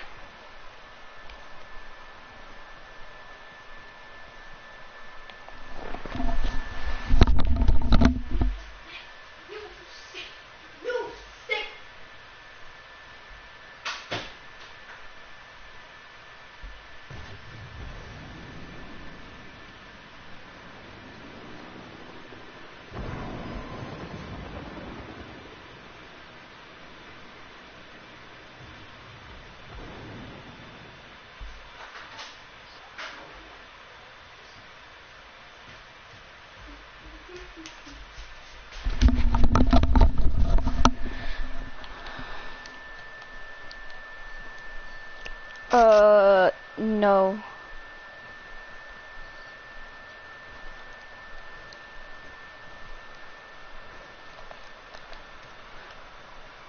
Oh my god. Let me see if you can. I'm at a Holly. No, you can't side grade it.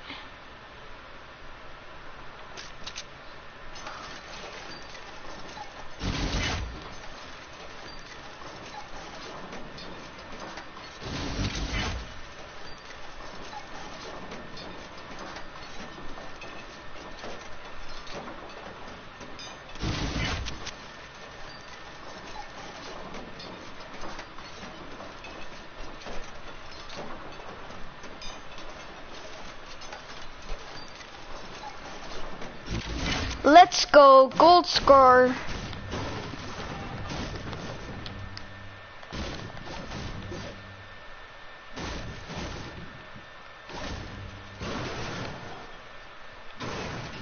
What's over here?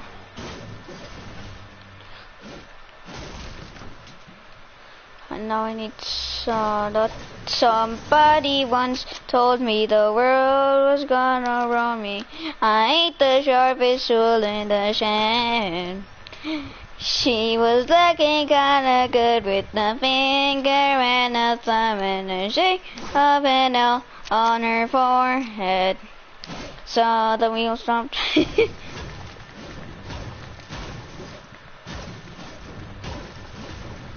It's not a helicopter.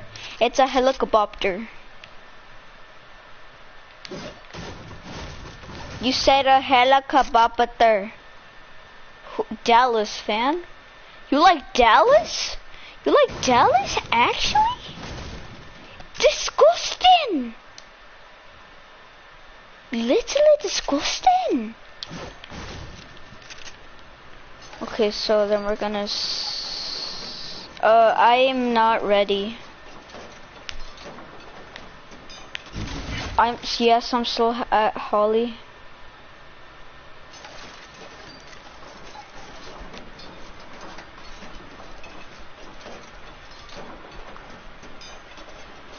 And I am ready now.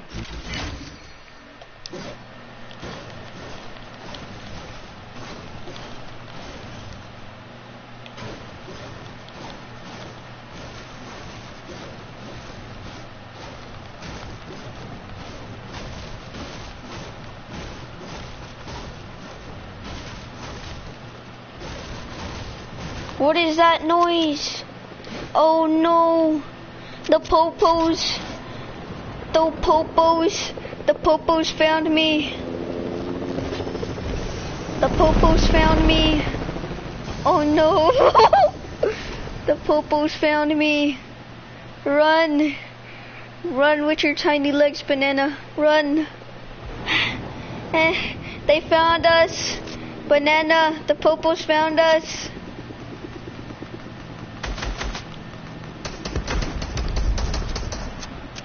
The popos, they found us.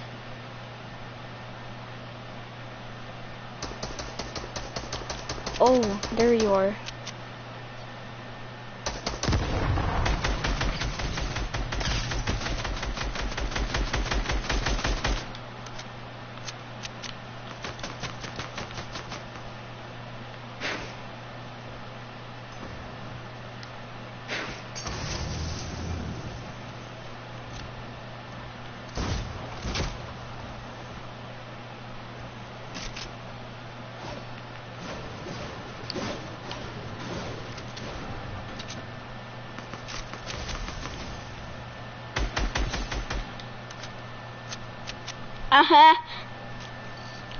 Anything goes into the bazaar.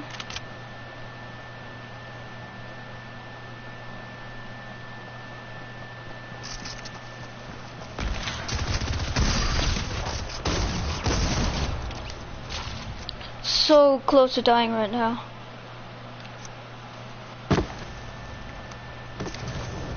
No! No! That was awesome, actually. Okay, I am at the crib, you know what I'm saying. I'm at the crib, if you know what I'm saying. But you gonna shut you. That's my kill. That's my kill.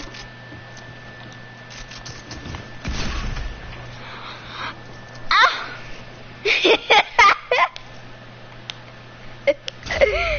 I tried to scream. I tried to go like, ah! But I accidentally went, ah! XD.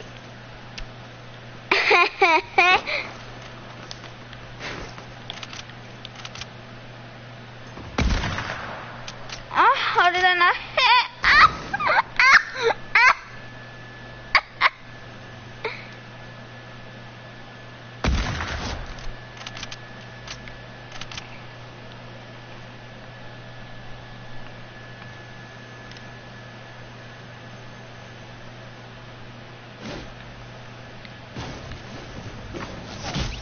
Oh, I was literally about to get that chest. I was literally about to get that chest. I was literally about to that chest, bro. I'm on timeout. I'ma upgrade my gun. Yeah, I'm just gonna upgrade it real quick.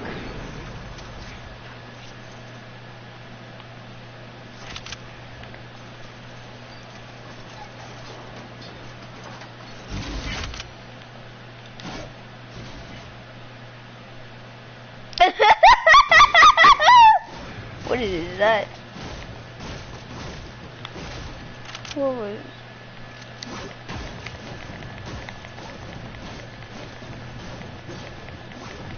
Yes, hello, hi.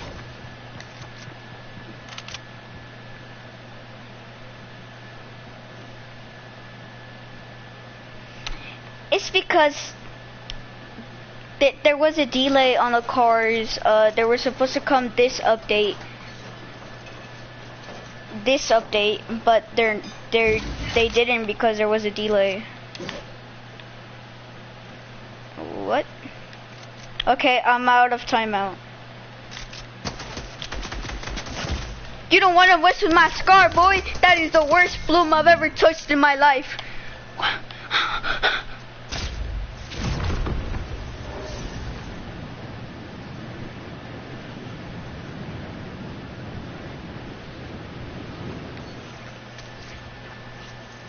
Hey, hey, hey.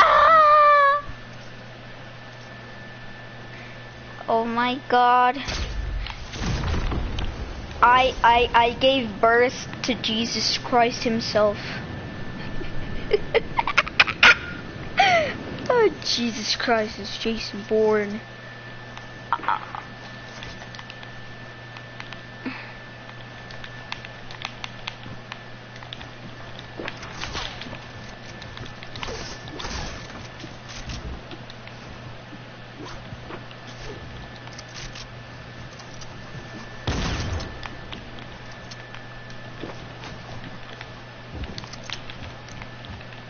Oh, I can't build, build.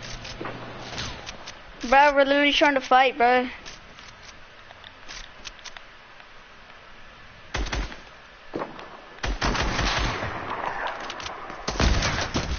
How? What? This kid has aimbot. He literally hits all his shots.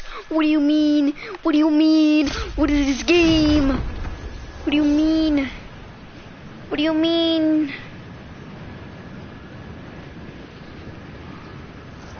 No, he ran away. He ran away. I'm gonna chase him down. I'm gonna chase him down. You can't run from me, boy. You can't. Can't run. What do you mean? What do you mean? What do you mean? What is this game? I am confusion. I am confusion. I am confusion. Smacky, smacky.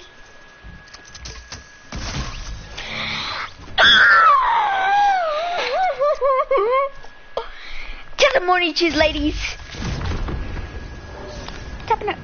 Ew. Ew, I'm turning brown. My banana skin is turning brown. Not today, not today. Nah! Why can't I just kill you? Why can't I just kill you?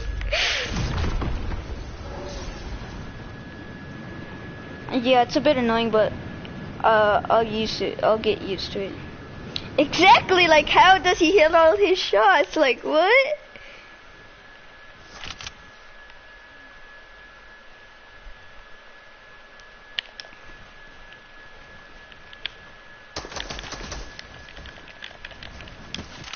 Oh, you son of a clink clank dunk dang block bleak bulk bleak. I'm gonna die.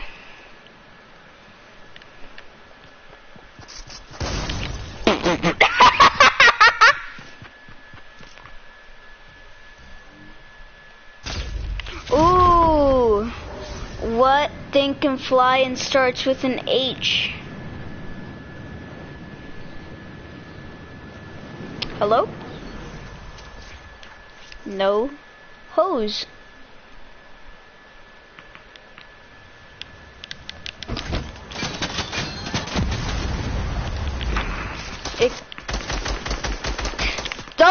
Double team, I literally see double teams. It's called a helicopter? No.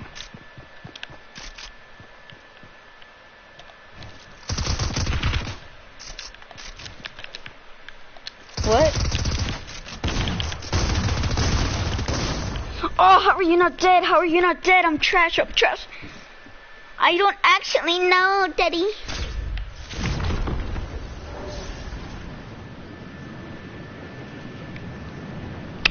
Nice. I'm coming. Where's your boyfriend?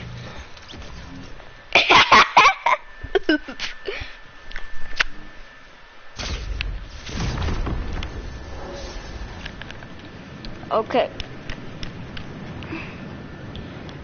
Ahí va por la esquina. Ahí va José. Por la esquina. Ahí le va. Ahí le va, ahí le va, ahí le va. Ahí le va. Ahí se va a morir, se va a morir. Paz, dale, dale por la esquina. Ahí le va, ahí le va, ahí le va. Ahí le va, ahí le va, ahí le va. Finish!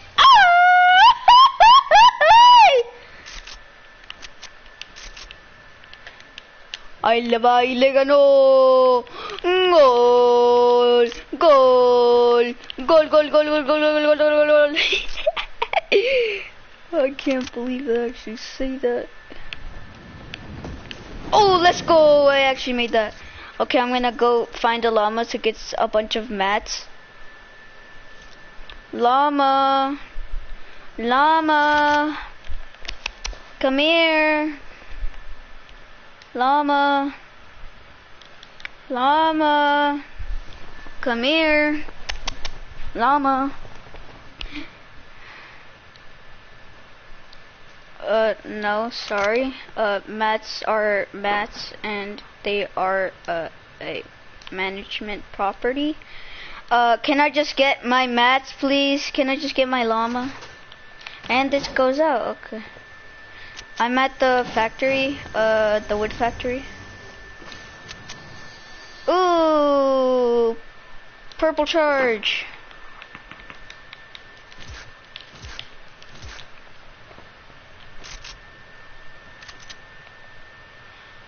Hey boy, guys.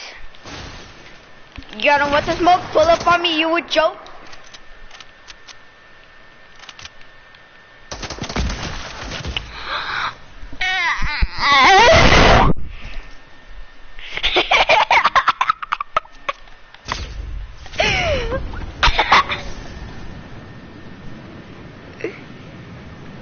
Yeah, I'm actually at the wood factory. We just had a fight there.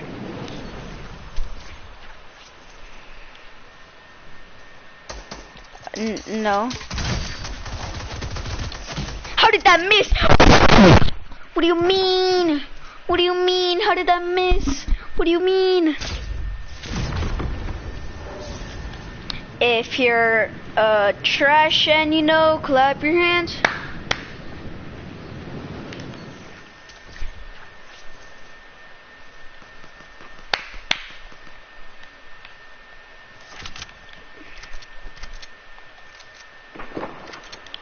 You know, you know, rich people are gay. Neither am I, because get why? You know why? Because every time they want some money from their dad, they go, "Daddy, can I have some money?" Aha. Get away, bro. I have no mouth.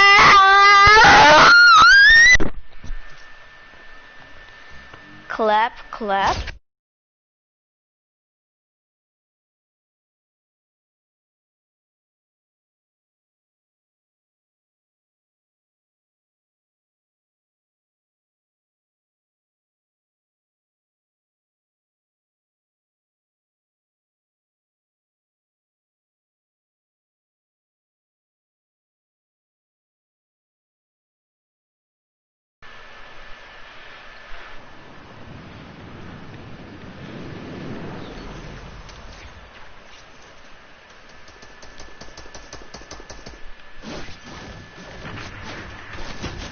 Please, bro, I'm just trying to get some mats, please. I'm just a poor guy just trying to get some stuff.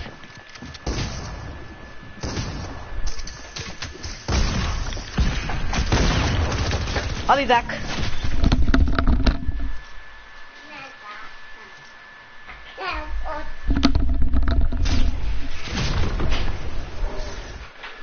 Yes.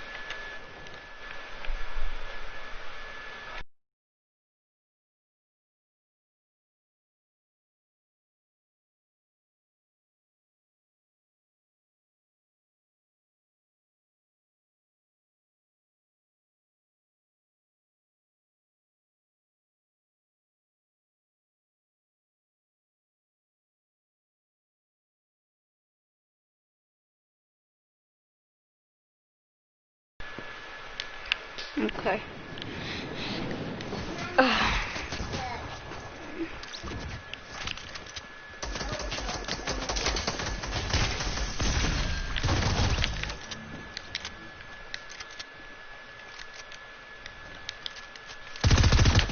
Oh no. Same. You're a trash card. Get no scrap card.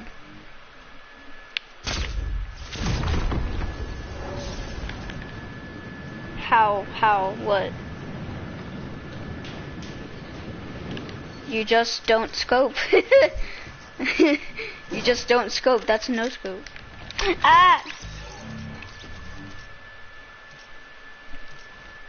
You're trash, God.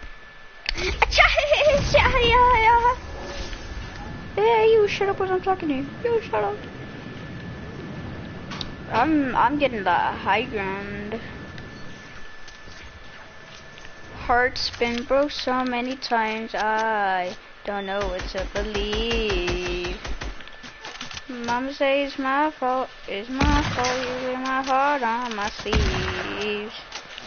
I get my heart on ice, I can't hit no shot on me. I had to get my heart on ice, it's a dream. Popping both, how many, oh my god. I've been broke so many times, I don't know what to believe. I'm saying it's my fault, I wear my heart on my sleeve. I have to get my heart.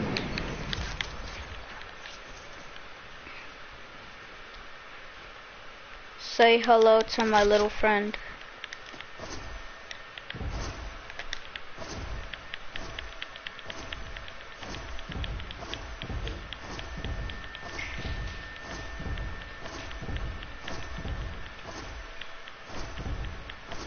Go get them, my minions, go get them. They're defaults, my minions. Yes, you can get them, you're pro. Go get them, my noobs, go get them.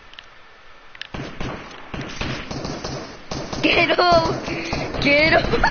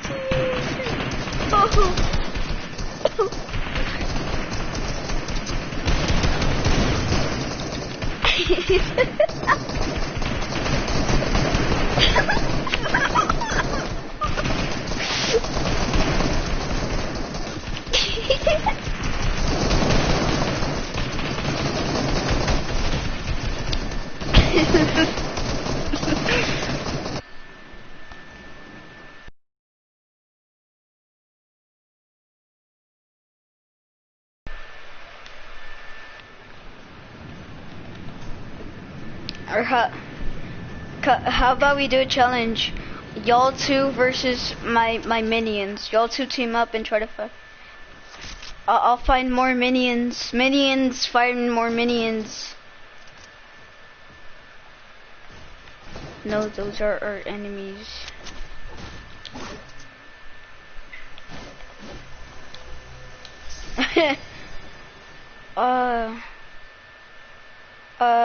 I don't know.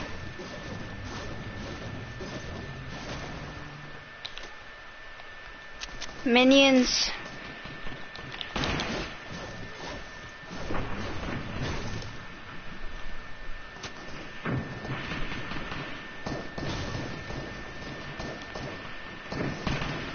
Y'all two against my minions. I'm not spawning anymore. I only spawned 50. I only spawned 15. 15. That's how many I spawned. Get on my minions. Go get them. What are you doing? What are you doing? Get them.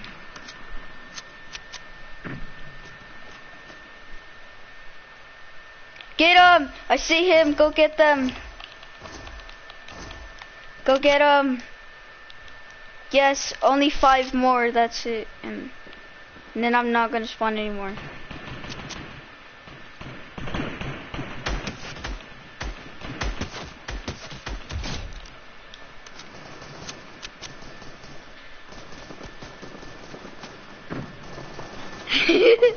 Get him, my minions, get him.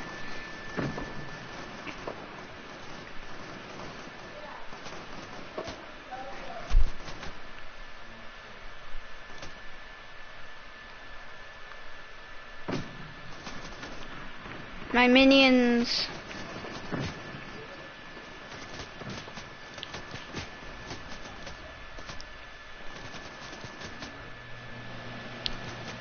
Okay, first go respawn and go all the way to Salty, and then I'll keep my bots from coming over there, and I'll just find some more bots, and then you'll die.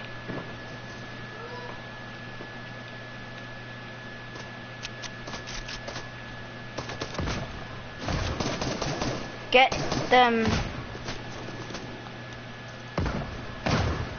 Okay, now, you, right there, go all the way to Salty.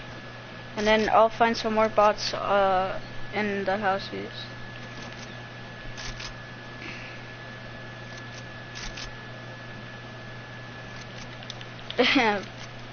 Imagine if I just get like 20, y'all can't even stop my army.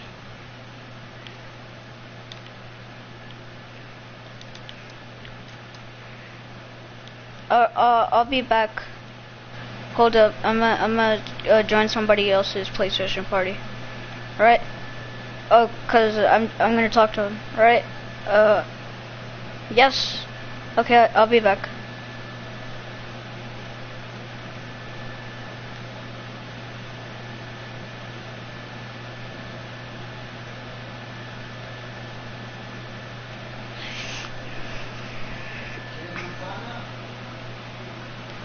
Hello? Hello? Easton.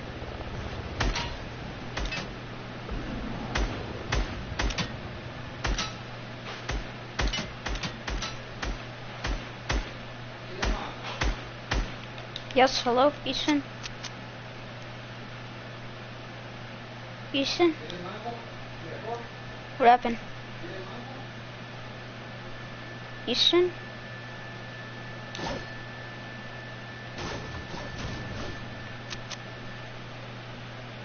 Easton. Easton. Yes, hello. Okay.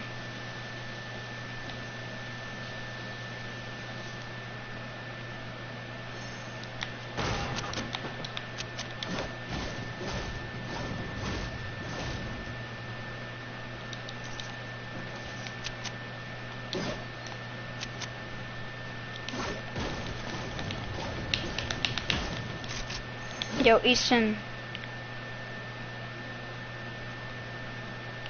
Easton.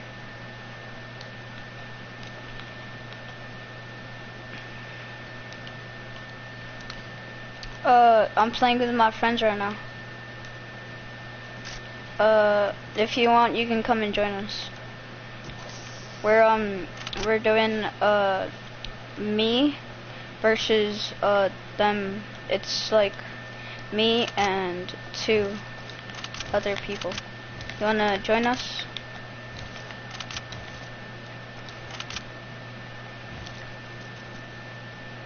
What?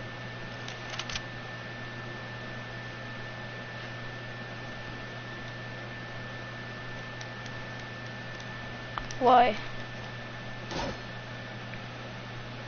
Why does it suck?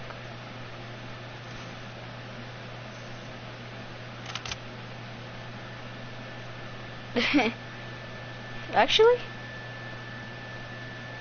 No, just close it and then, reopen it.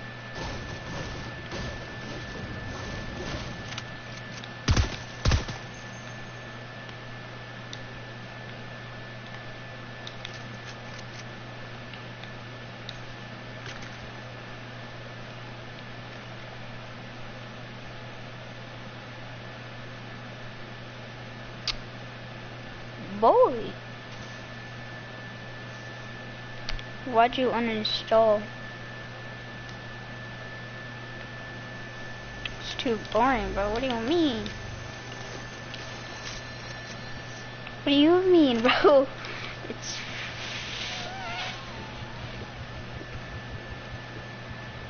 Yes, why? If you want, watch me.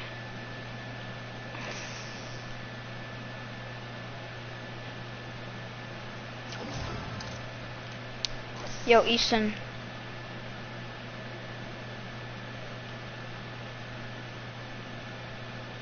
Easton.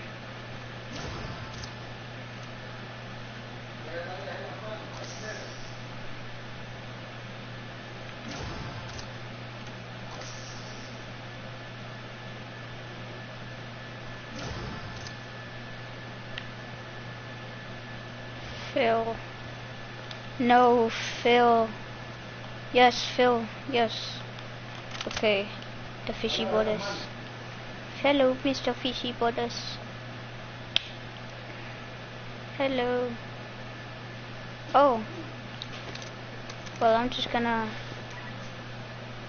carry some.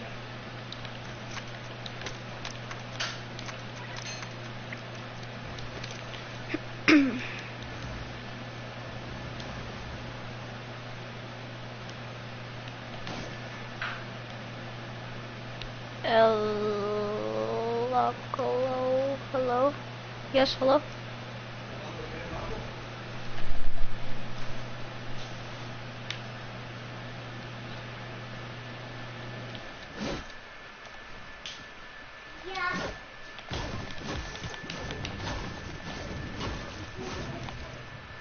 Easton.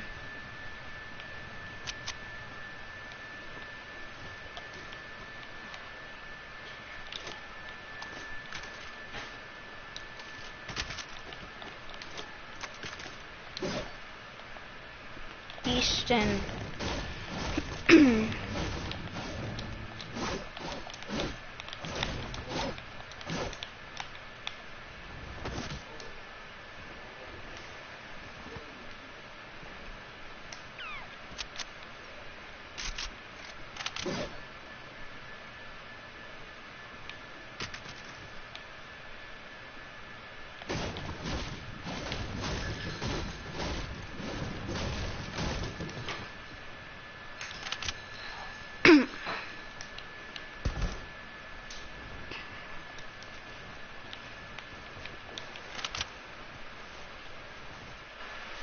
Easton, I'm gonna have to go.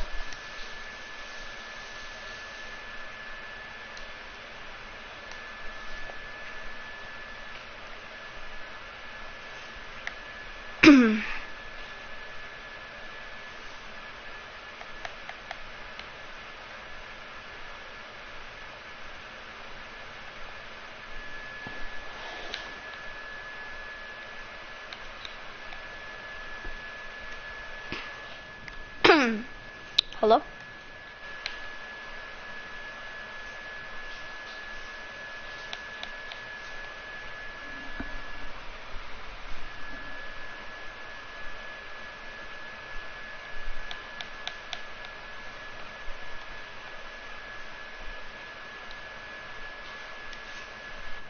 Hello?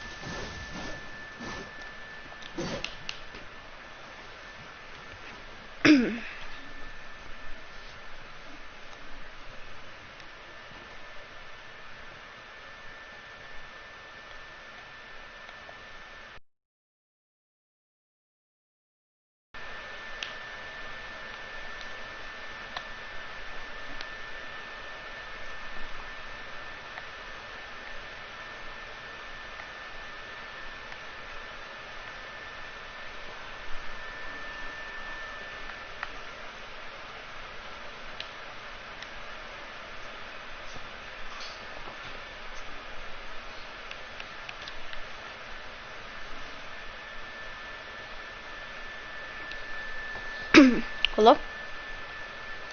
Yeah. Okay. Bro, it wasn't letting me join. I don't know why. No, it's cause when I tried to join, you know, like where you go to find all the parties, I couldn't see y'all's party, right? No, like I couldn't. Oh, I see. Right, so y'all ready?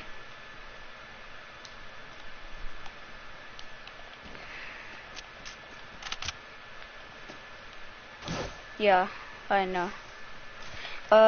Just to let you know, you all only have 3 lives. So if you die 3 times, you're out.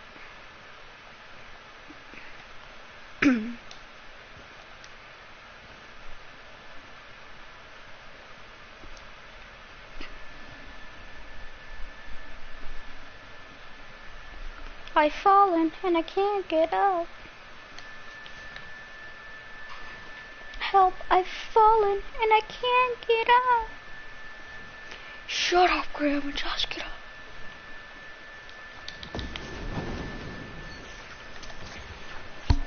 I'm going to Salty to see if y'all left any grenades.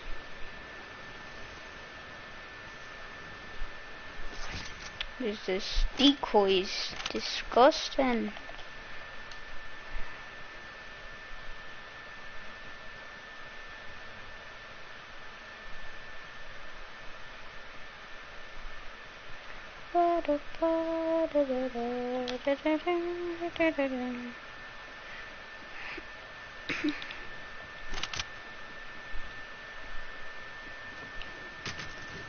Yes, friendly bots.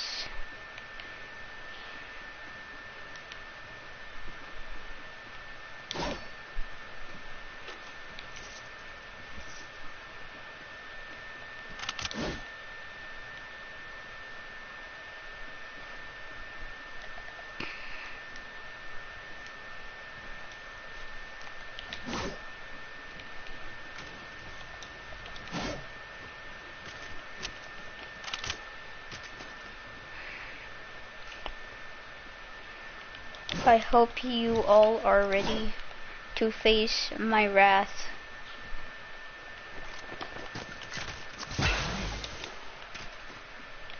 Just to let you know, I already have 40 of friendly bots, so yeah, 40.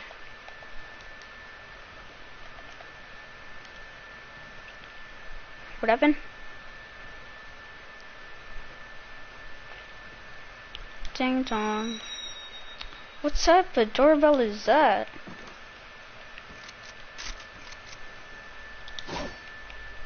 Ooh, what is this? Ew, disgusting enemy bots. What is this? Enemy bots, of course. What about?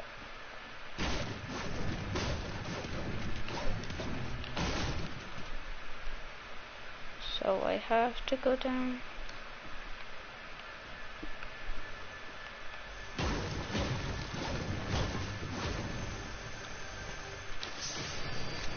Ooh, blue tag, but I already have a purple.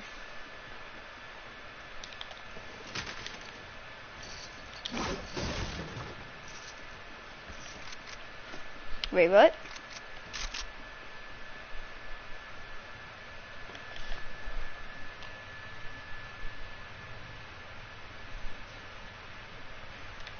Let's see. Since I have a flare gun, what if I just keep throwing it up in the air and then I'll just find y'all?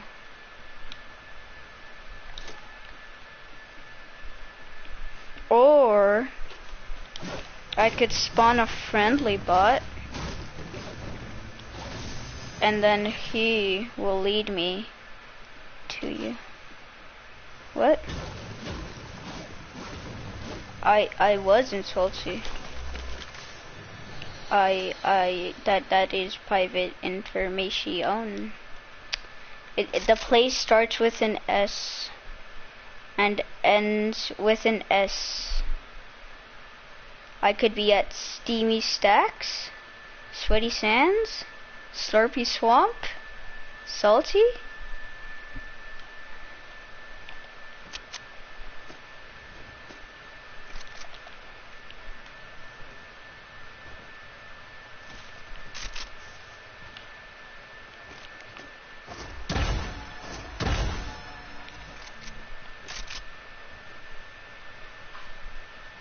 Find them and kill them.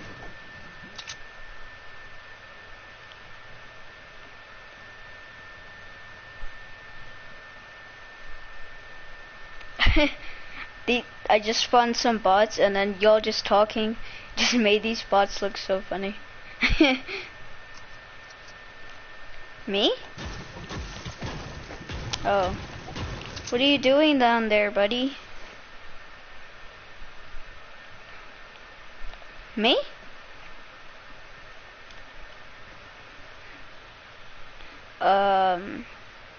Salty. Bots. Bots. Where are you, bots? I just have some bots just flying around.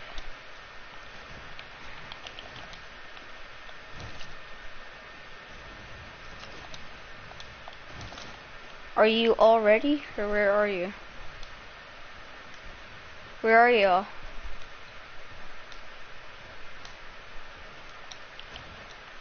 Oh no, break that. I just see you. Break that.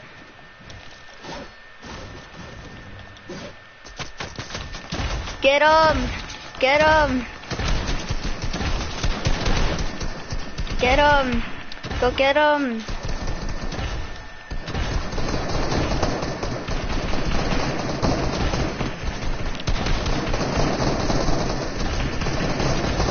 Get him! Get him! Get him, bro! Get him! Get him! You can do this! You can do this! Get him! Remember you died 3 times.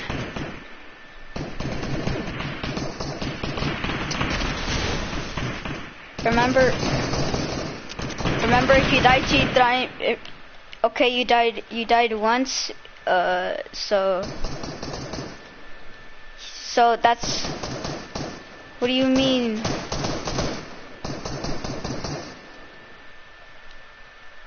Oh yeah, got you.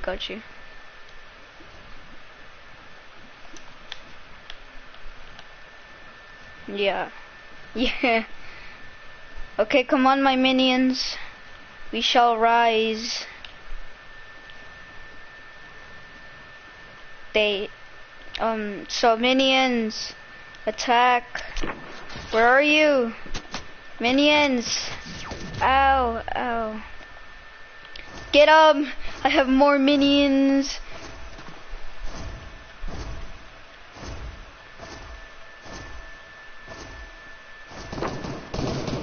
Get them. Minions, get them. Get them. Get them. Other minions, come on. Get them. Get them. Where are these minions? Come on, minions. Come.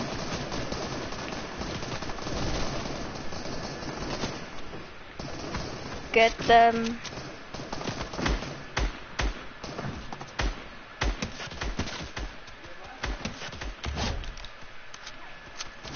Wait, y'all have minions too?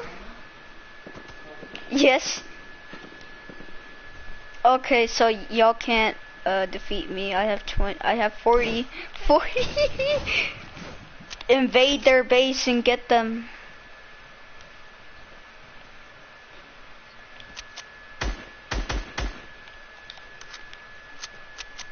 I can give y'all a flare gun if y'all can give me some bot grenades.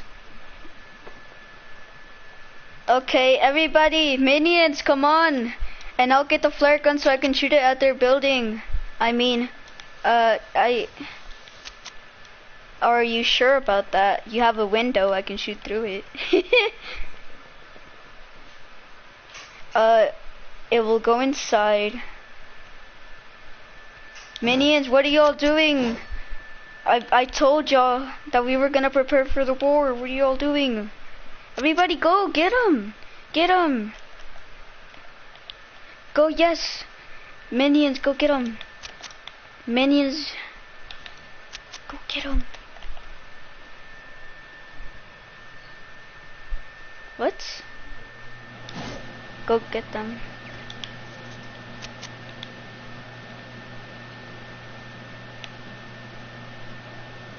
Wait, what is an enemy bot?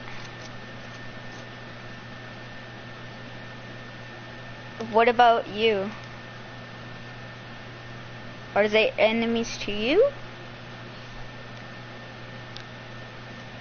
Minions, assemble. Gather all of our, get all the help we can get and defeat those. Oh no, I only have one minion left. I'm dumb. I should have literally just spawned all that agency. Oh no. Okay.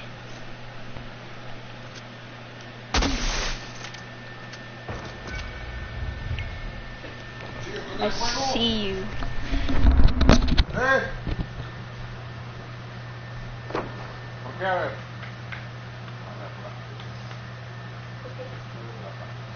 Hey. ¿Dónde está la veladora? Está en su cuarto. ¿Se fue? Por un ratito se fue con Andrea. ¿Se fue? ¿Fue? Pues ahorita.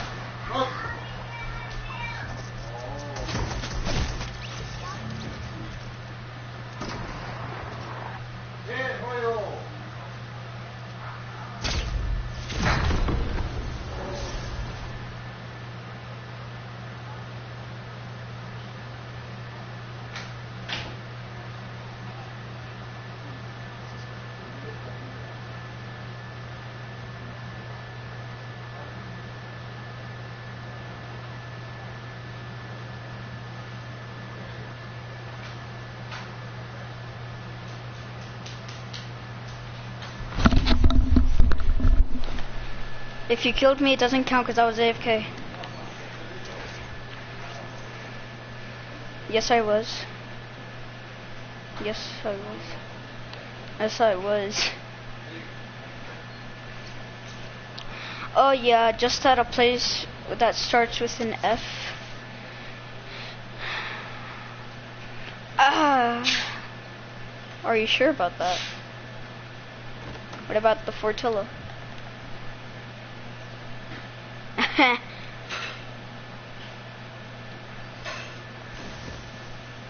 I know.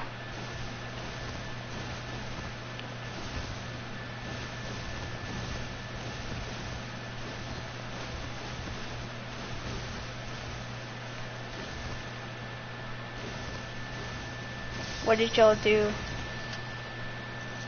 Ooh, gold scar. Oh, too bad I already have one.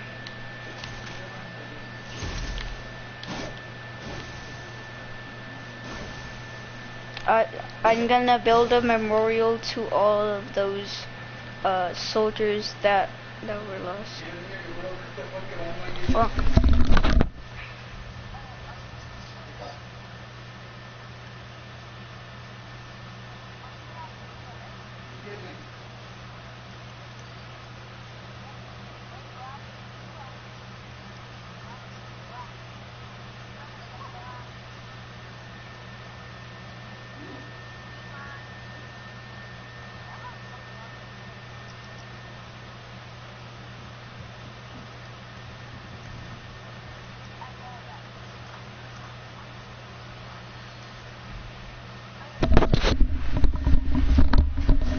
I have a plan.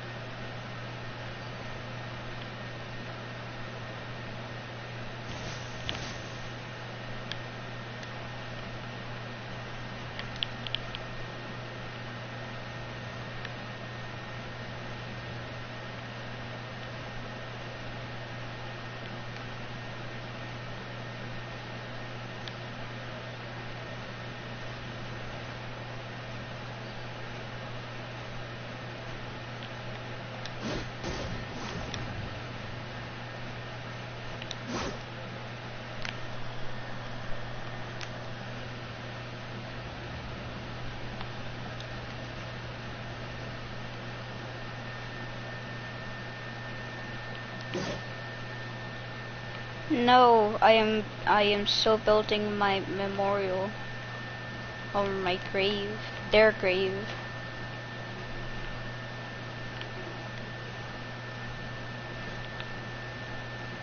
Oh no, I need more wood.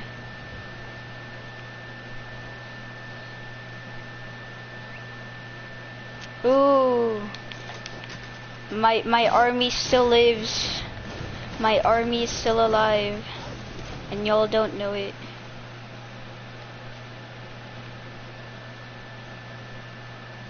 Warzone, yes. I do.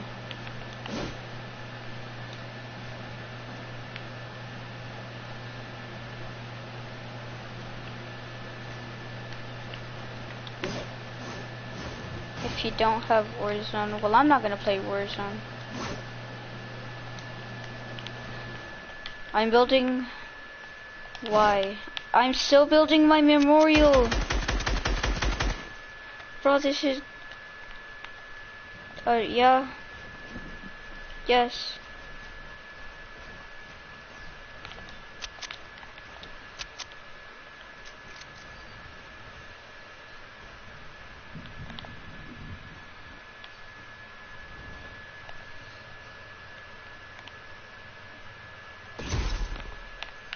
Okay, then jump.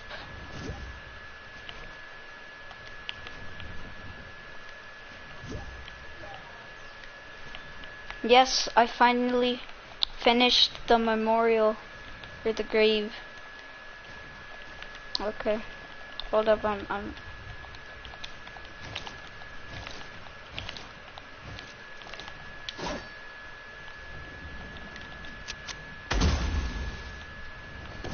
okay.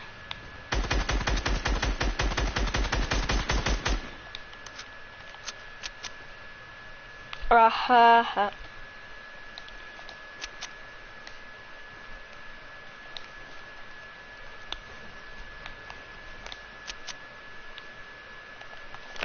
The memorial is finished.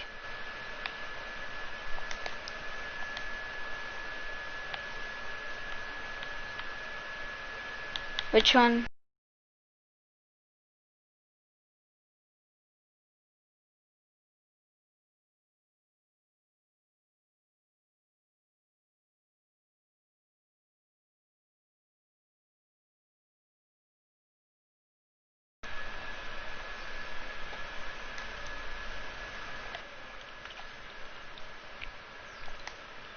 Me? Me?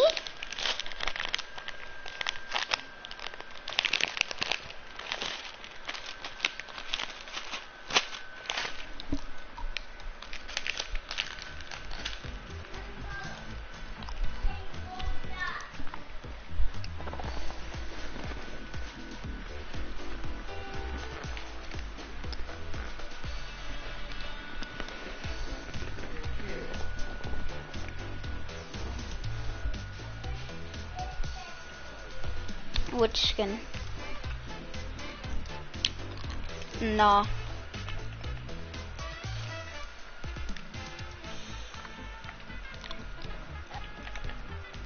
Let's do same skin based.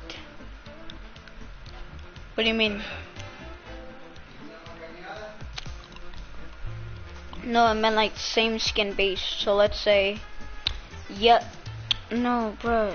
Let me explain. Same skin base, like.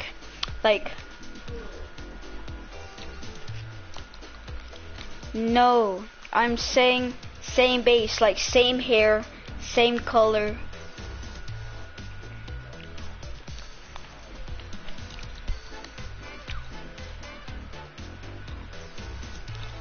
Let's say this guy. If you take off his mask.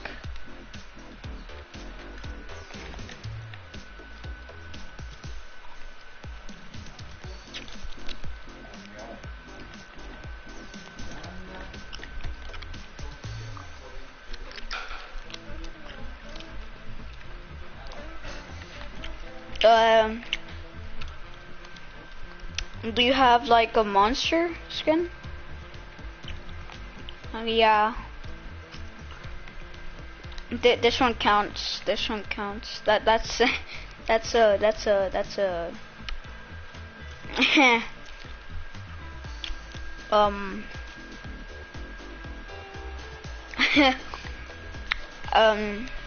so I'm going Baldy from Baldy. Let's see. Baldy, there we go.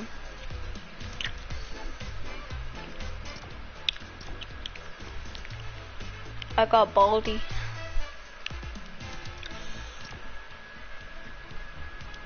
I got Baldy. Guys, I got the new what's it called again? Extra exclusive XD what is it? Baldy skin in Fort.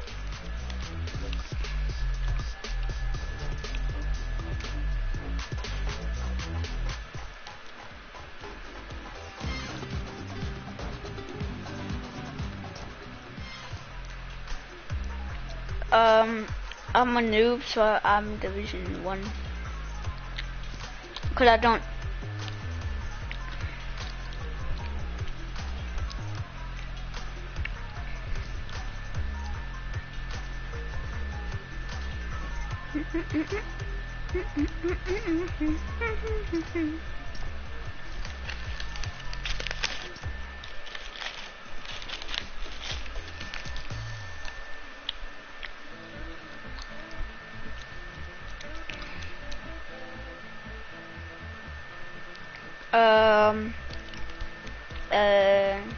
Monster base. Yeah, that counts because that's like a devilish character.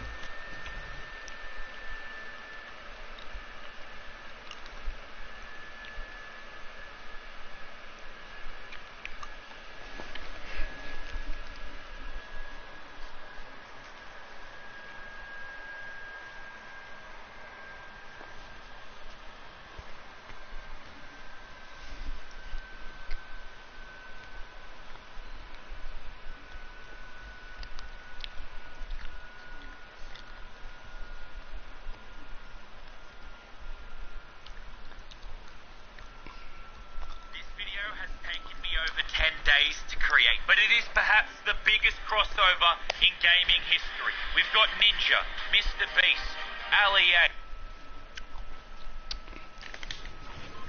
Yes. He posted. He 1v1'd Ninja, Mr. Beast, Ali A, Fresh, Lachlan, and Bodhi. Yeah, I've been waiting centuries for that video to come out, and it finally came. Let's go that house. I'm not that much in the sweat mode right now. How do I be sweat mode? Okay, let me just snap my fingers. No, I don't think so. Yeah, I can be chill for once. Don't worry. Be happy. Ooh, don't worry. Be happy. Don't worry. Be happy. Ooh,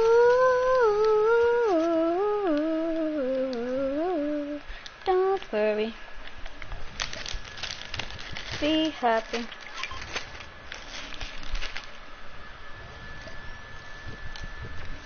Nades.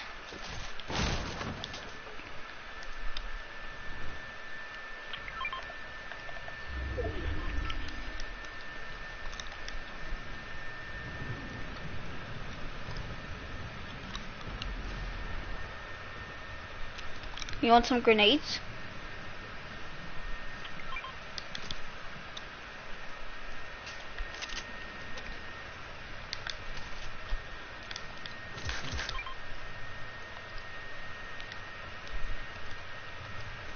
More nades.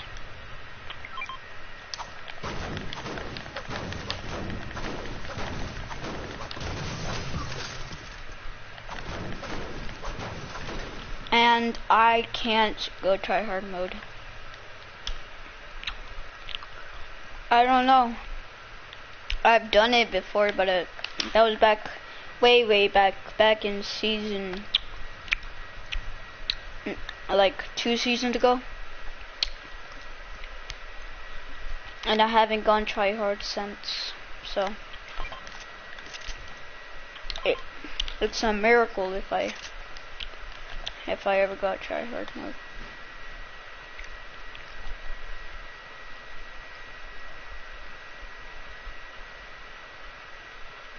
Yeah.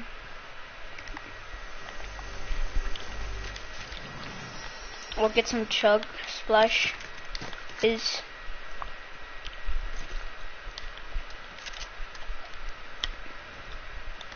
Oh, everybody carry like at least 4 floppers.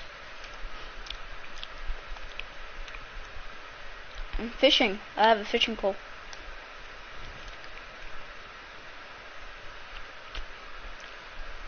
Floppers. Yeah, floppers. Phil. Oh no! I'm gonna eat Phil.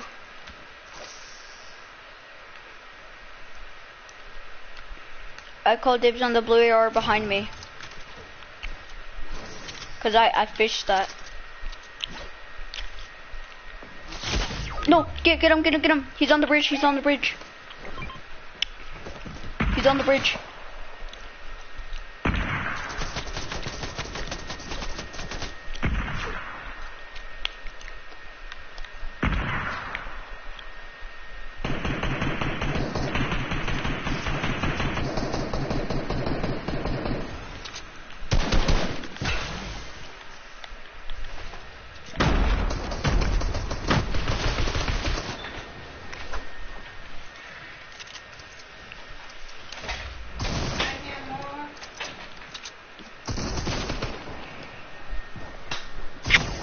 ¿Todavía estás jugando? Mhm. No, papi, ya para.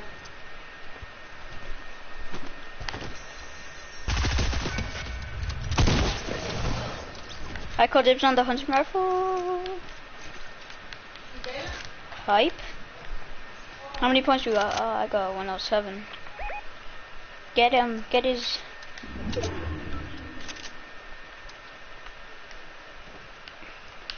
I'm gonna start fishing.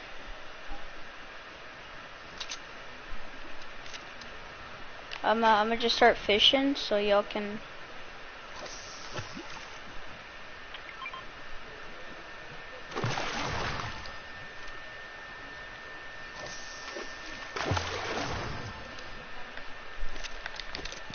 Two floppers. Here's this thing. Okay, let's go. Let's see if I can go try hard mode.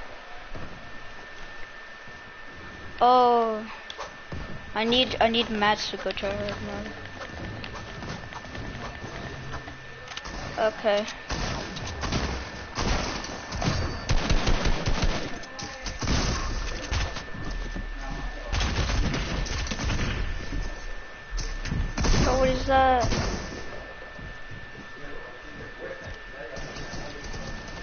hype.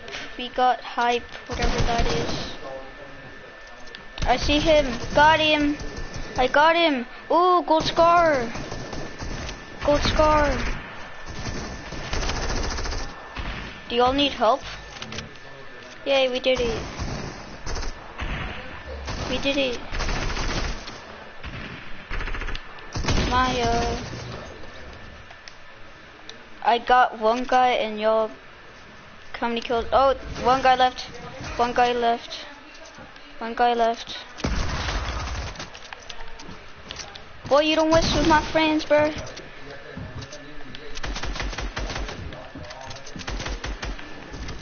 You're gonna die to fall damage. Res him, res him, res him. I do, come on.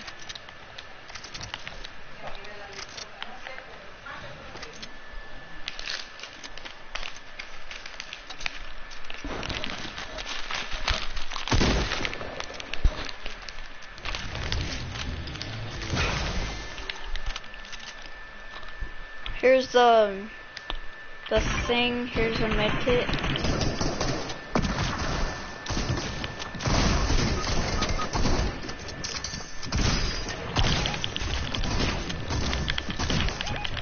Oh, I'm lagging.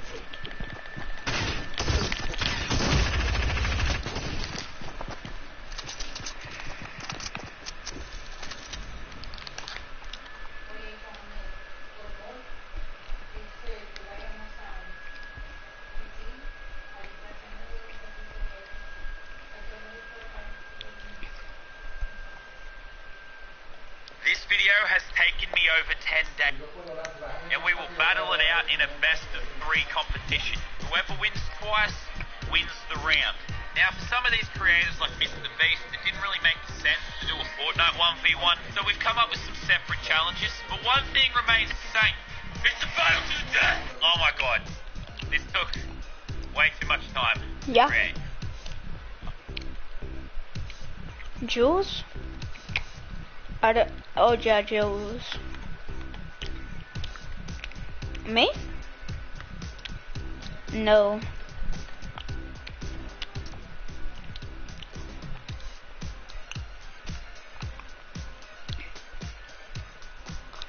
This is kind of like Jules.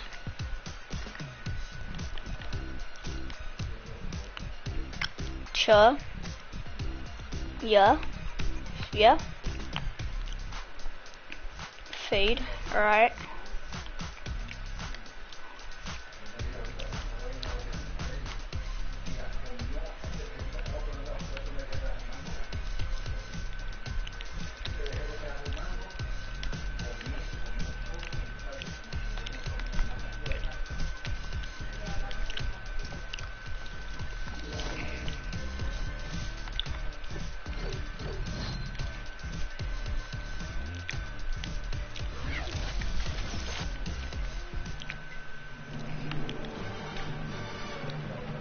Oh, no.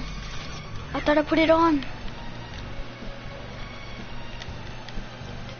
Oh, just in time. I pulled it off just in time. Just in time. I pulled it off just in time. Oh my god. Yeah.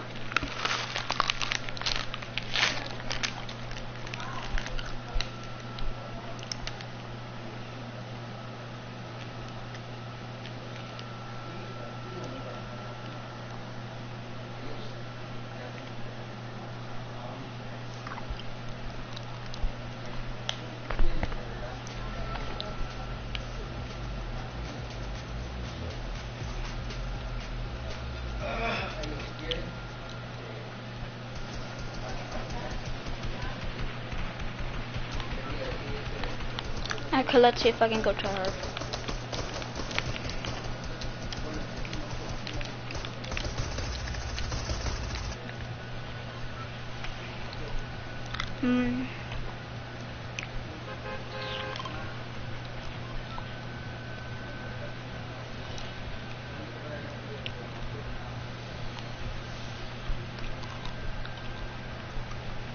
Let's go weeping, cause the mats.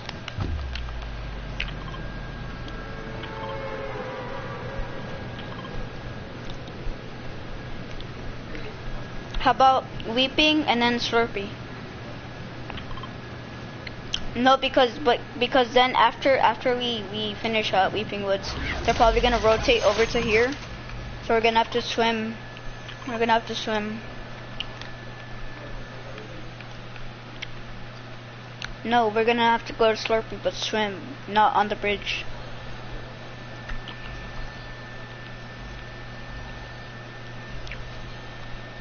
Cause if you go on the bridge, there's other people going on the bridge.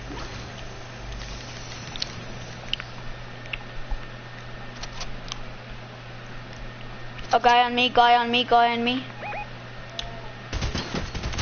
Got him, knocked him.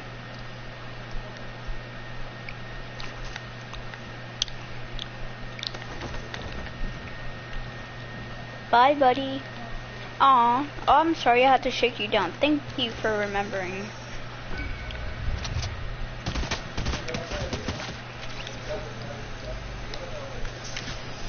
Oh no, I'm about to get sniped.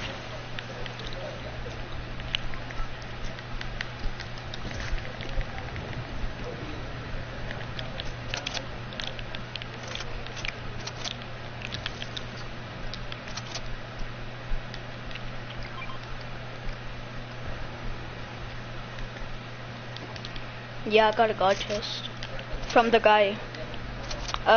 Purple sack. Boy. He's like, I'm that dumb.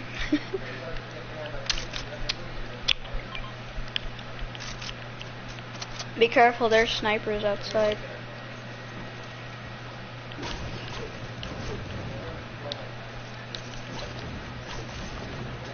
So you are a sniper. How about a sniper on top of the roof?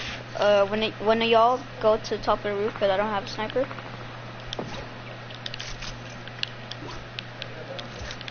Yeah, that's why.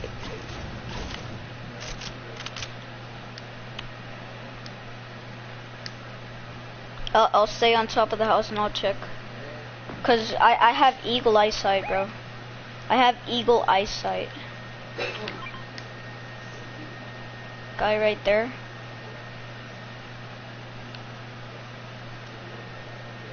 I see him, it's a Deadpool skin, I think. Oh, let's go.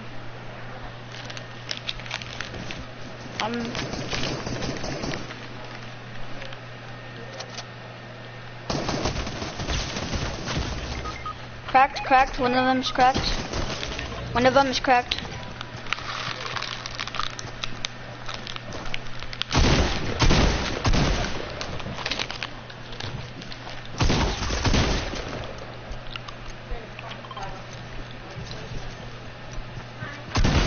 No, don't do that. Bro, why'd you try to kill him, That's why we died. Right, back to lobby and take out again.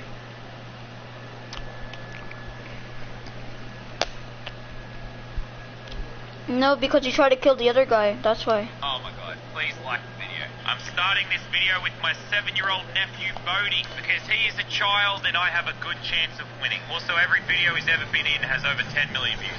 Alright, I'm gonna start the 1v1s against someone I feel like I should be able to beat. Oh my god, Jesus! Oh my god! Okay, ready up.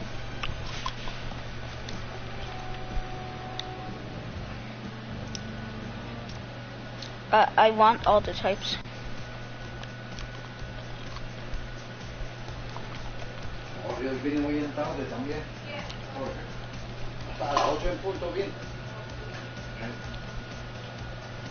I don't have that one.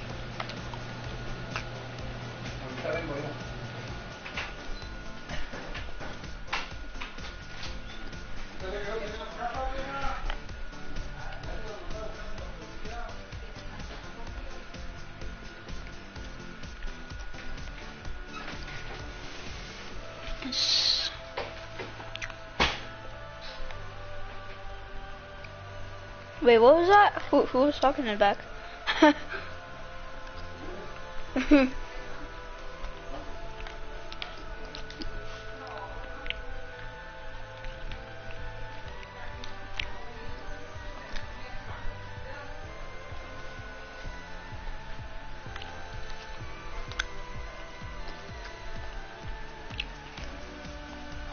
What do you mean? Huh? Which helmet? No helmet or what?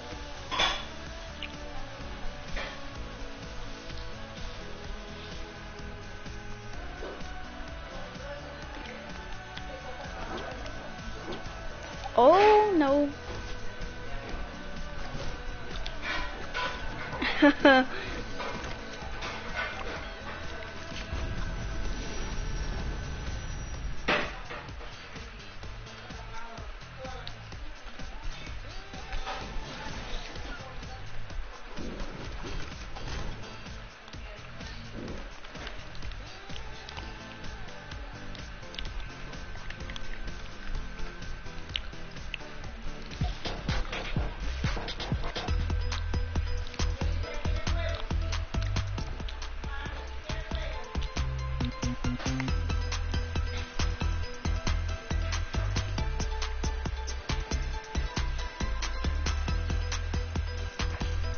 Yes.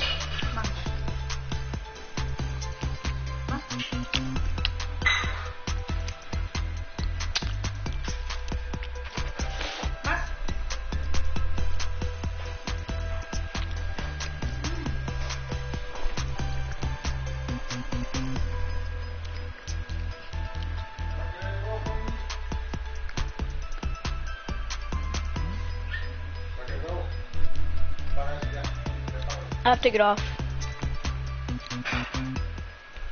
Alright, bet. Bye.